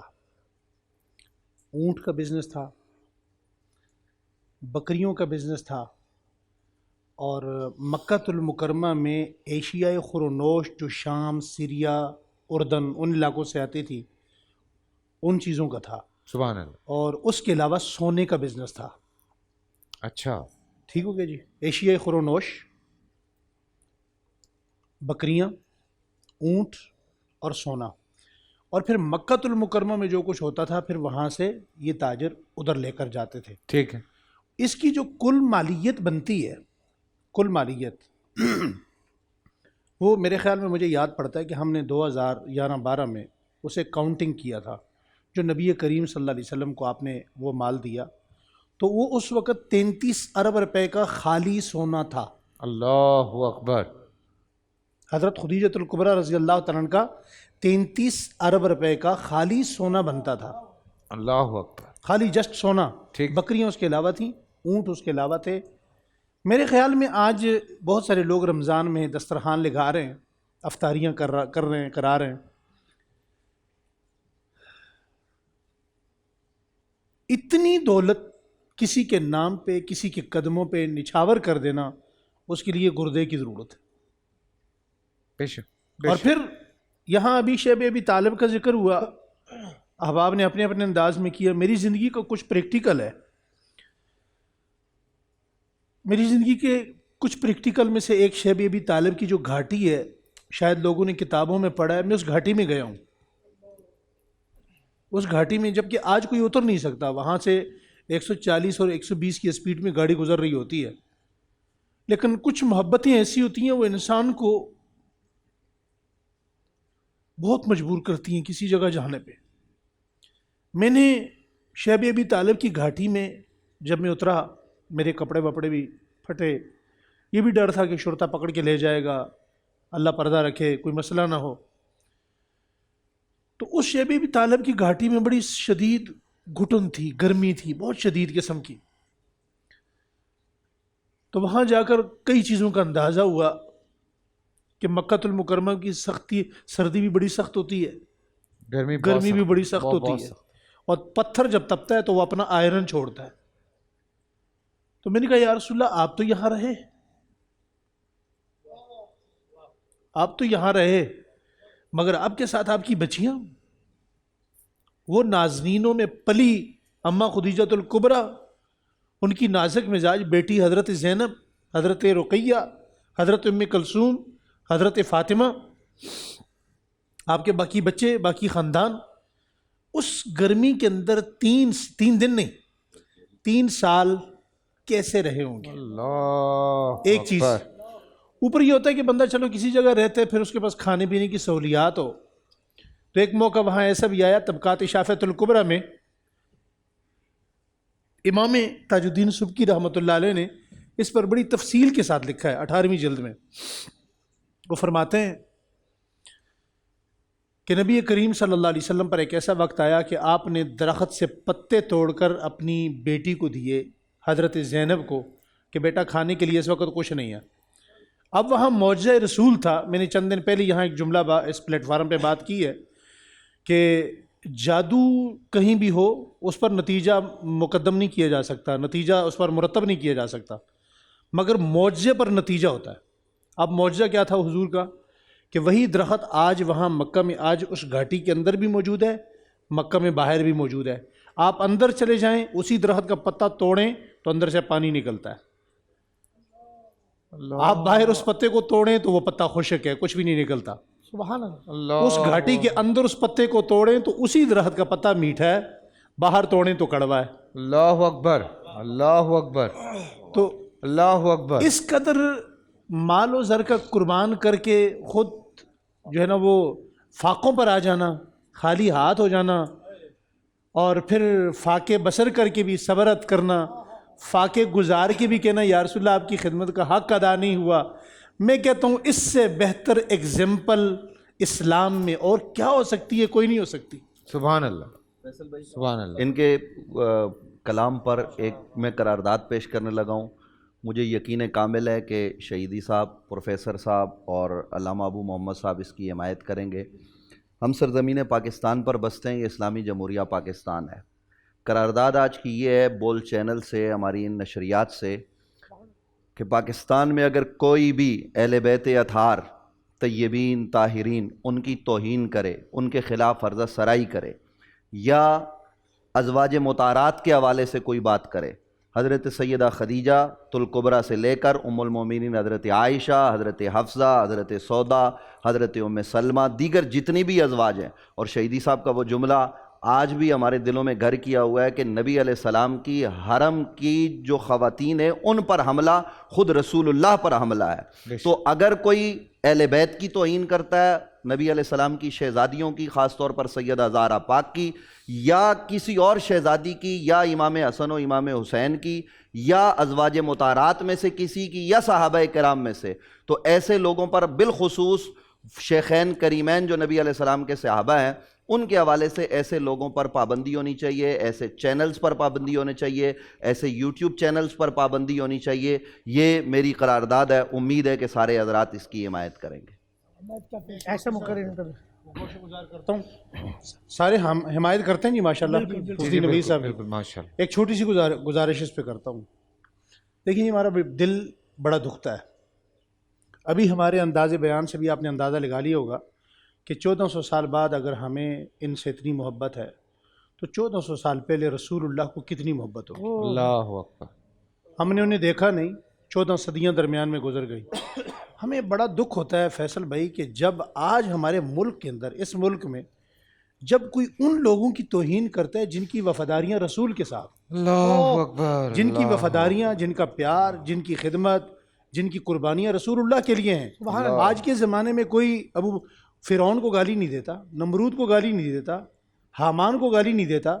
اگر گالی آج کے زمانے میں دی جا رہی ہے تو کس کو؟ ابو بکر صدیق کو, فاروق اعظم کو, عثمان غنی کو, علی المرتضیٰ کو, ام المومنین حضرت عائشہ صدیقہ رضی اللہ تعالیٰ عنہ کو, اور حضرت سیدنا معاویہ رضی اللہ تعالیٰ عنہ کو. ہم اس بات کا پرزور مطالبہ کرتے ہیں, کرتے تھے, کرتے رہیں گے کہ ملک پاکستان میں توہین رسالت کرنے والے, توہین رسالت کا مرتکب ہو, توہین صحابہ کا مرتکب ہو, توہین اہل بیت اعظام کا مرتکب ہو, اس کے لیے سزائے موت کا قانون پاس کیا جائے. اچھا دیکھیں اس میں مسئلہ کیا ہے. آپ اگر ویسے دیکھا جائے تو یہ کسی کو کچھ نہ کہیں, ہمارے جتنے علماء کرام یہاں پر ہیں, لیکن چونکہ سینٹیمنٹس ہیں, ایک تکلیف ہے. آپ سوچیں کہ اس حوالے سے چاہے دنیا میں کہیں بھی اس حوالے سے کوئی بھی بات ہوتی ہے تو مسلمان کے سینٹیمنٹس بہت ہرٹ ہوتے ہیں, جذبات بہت مجروح ہوتے ہیں. اس چیز کو سمجھنے کی ضرورت ہے. باقی یہ حقیقت ہے کہ مرنے کے بعد تو جو کچھ ہونا ہے ان کے ساتھ وہ ہونا ہے، لیکن ایک جو سرٹن چیز ہے جو حقیقت ہے سب سے بڑی، وہ یہ ہے کہ آپ اس طرح سے کسی کے جذبات کو مجروح نہیں کر سکتے، آپ ان کو تکلیف نہیں پہنچا سکتے. تو اس وجہ سے ہمارے علماء کرام یا بہت سارے جو عاشقان رسول ہیں، جو اب پیارے نبی صلی اللہ علیہ وسلم سے محبت کرتے ہیں، اللہ سے محبت کرتے ہیں، ان تمام چیزوں سے محبت کرتے ہیں جن کے بارے میں اللہ تعالیٰ نے فرمایا ہے، تو وہ خاص تکلیف میں رہتے ہیں. اور ان سے پھر کئی دفعہ یہ بھی ہوتا ہے کہ اشتعال بھی آتا ہے، غصہ بھی آتا ہے، انسان کا دل کرتا ہے کہ یار پھر میں کچھ غلط کروں، تو وہ غلطی کی طرف راغب بھی ہو جاتے ہیں لوگ.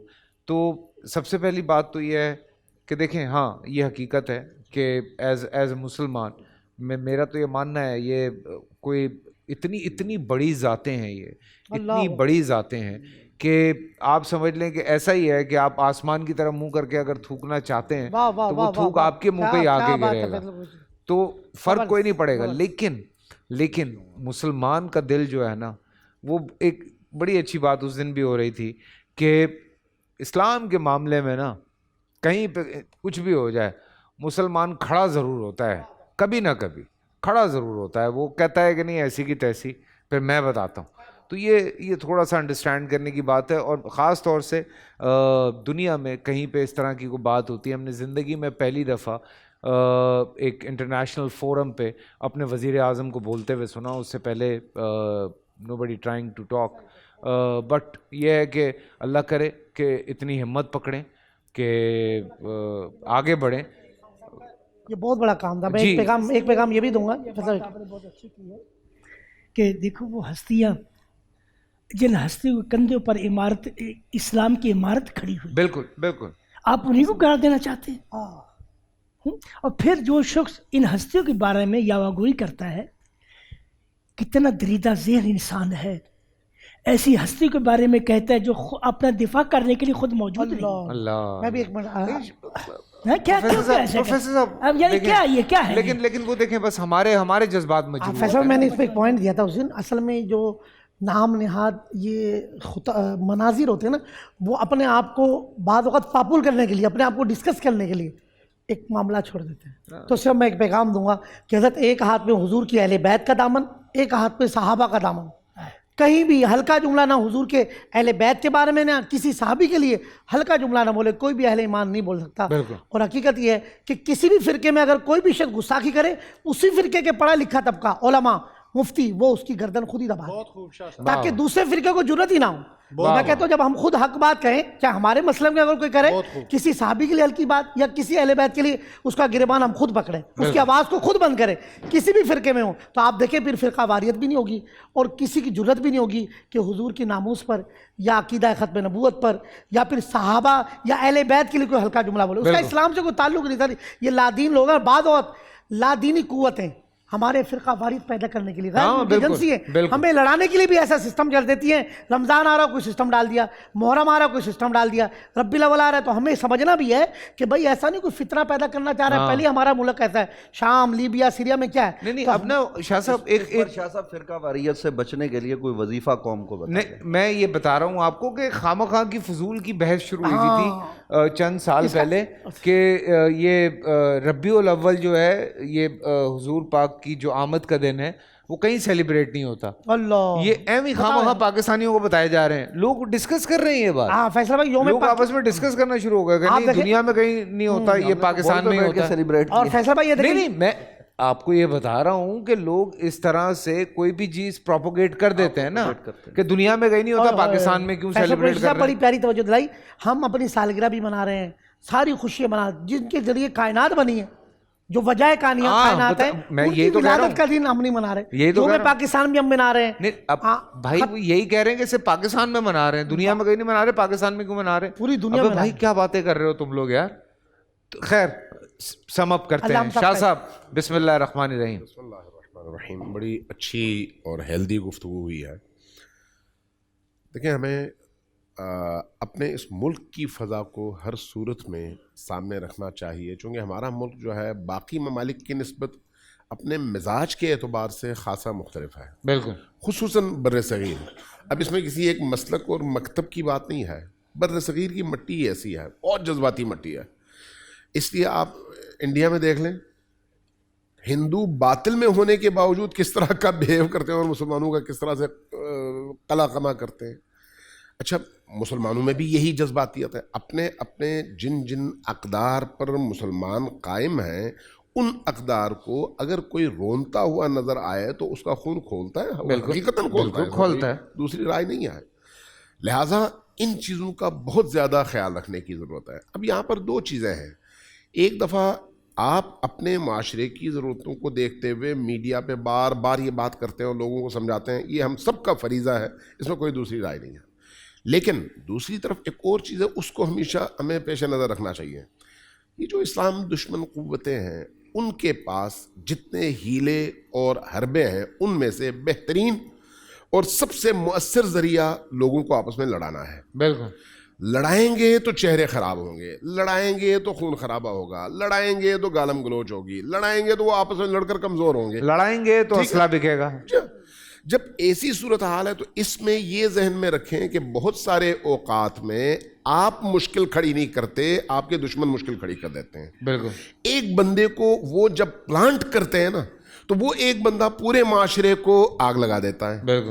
اب جب ایک بندہ آگ لگائے تو وہاں پر اگر میں اور آپ ہوشیار نہ ہوں تو ہم بھی اس آگ میں اپنا اپنا حصہ ڈالنے لگتے ہیں. یہ کام غلط ہے، یہ کام نہیں کرنا چاہیے. بالکل. انہوں نے بڑی اچھی بات کی، باقیوں نے بھی تائید کی کہ جس مسلک کا جو بندہ نیگیٹیوٹی کریٹ کرتا ہے، علمی مباحث اپنی جگہ، لیکن نیگیٹیوٹی کریٹ کرتا ہے، نفرت پیدا کرتا ہے، توہین کرتا ہے، گالی دیتا ہے، ایسے شخص کو اپنی صفوں سے خود نکالنا چاہیے. لیکن اس کے ساتھ اس چیز کا بھی خیال رکھنا چاہیے کہ اس وقت میں آپ کو برطانیہ اور امریکہ کی مثال دیتا ہوں. وہاں پر اس وقت تقریباً 20 چینلز چل رہے ہیں. 20 چینل. آپ ایک چینل میں ہیں، ان سے پوچھئے گا کہ ماہانہ خرچہ کتنا ہوتا ہے ایک چینل چلانے کا. بالکل. ان 20 چینلز کو چلانے کے لیے پیسے کون دے رہا ہے؟ ایک سلسلہ ہے چینلز کا، ان کو MI6 پیسے دے رہا ہے اور دوسرے کو CIA پیسے دے رہی ہے. دونوں کا کام کیا ہے؟ ادھر بھی کچھ مولوی بیٹھے ہوئے ہیں اور ادھر بھی کچھ مولوی بیٹھے ہوئے ہیں. انہوں نے ان کے مقدسات کو گالی دینی ہے اور انہوں نے ان کے مقدسات کو گالی دینی ہے. نتیجہ یہ ہے کہ آپ پوری دنیا میں اس کے ذریعے سے مسلمانوں کو آپس میں لڑانے کا ایک ماحول کریٹ کریں. اس کے نتیجے میں پھر داعش وجود میں آتی ہے.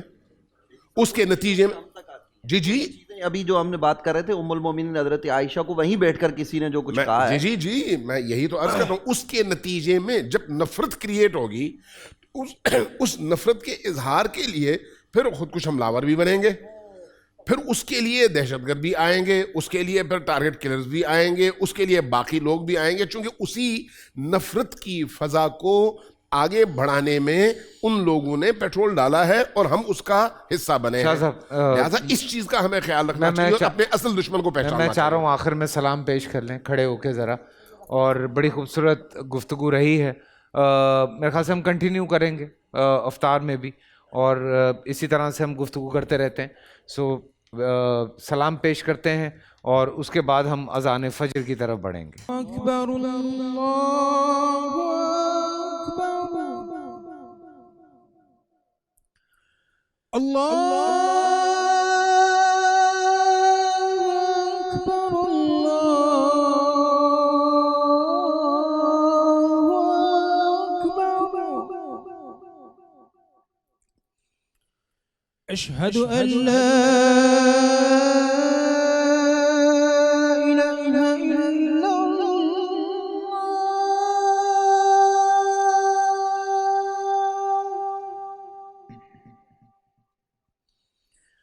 أشهد أن لا إله إلا الله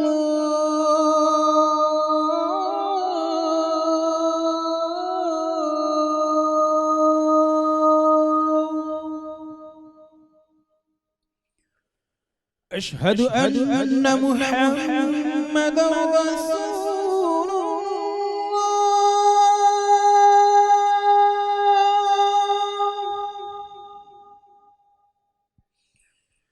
أشهد أن محمد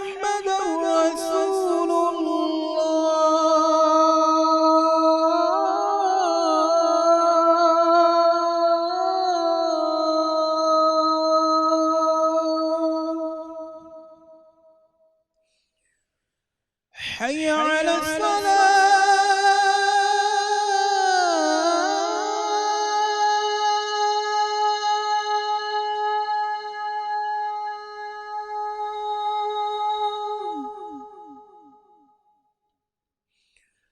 حي على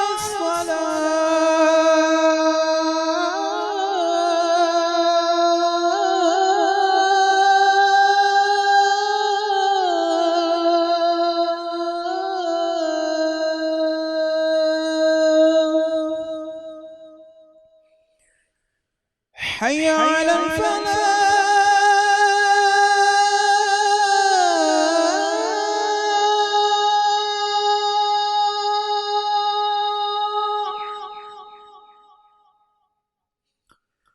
حي على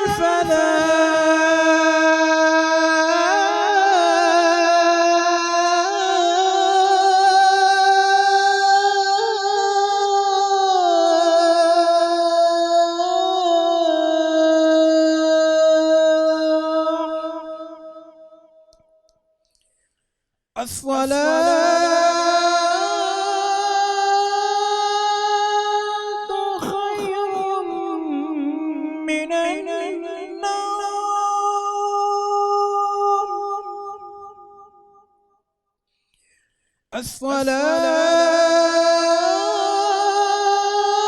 الصلاة خير من النوم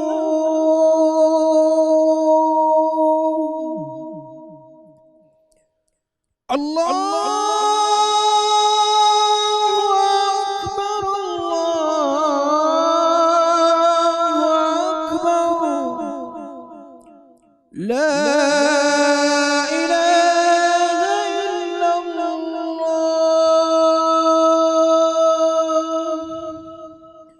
اللهم رب هذه الدعوة التامة والصلاة القائمة آت محمدا الوسيلة والفضيلة والدرجة الرفيعة وابعثه مقاما محمودا الذي وعدته وارزقنا شفاعته يوم القيامة إنك لا تخلف الميعاد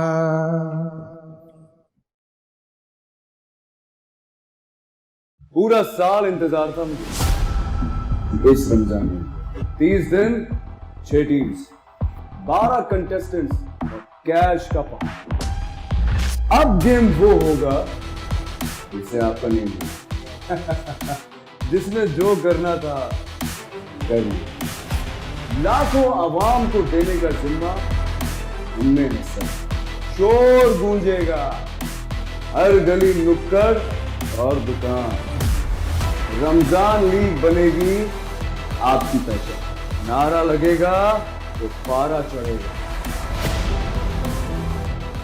گیم شو ایسے چلے گا رمضان لیگ روزانہ شام 7 بجے صرف بول انٹرٹینمنٹ پر بول انٹرٹینمنٹ کے شوز دیکھنے کے لیے ہمارے چینل کو سبسکرائب کریں اور بیل آئیکن پر کلک کرنا نہ بھولیں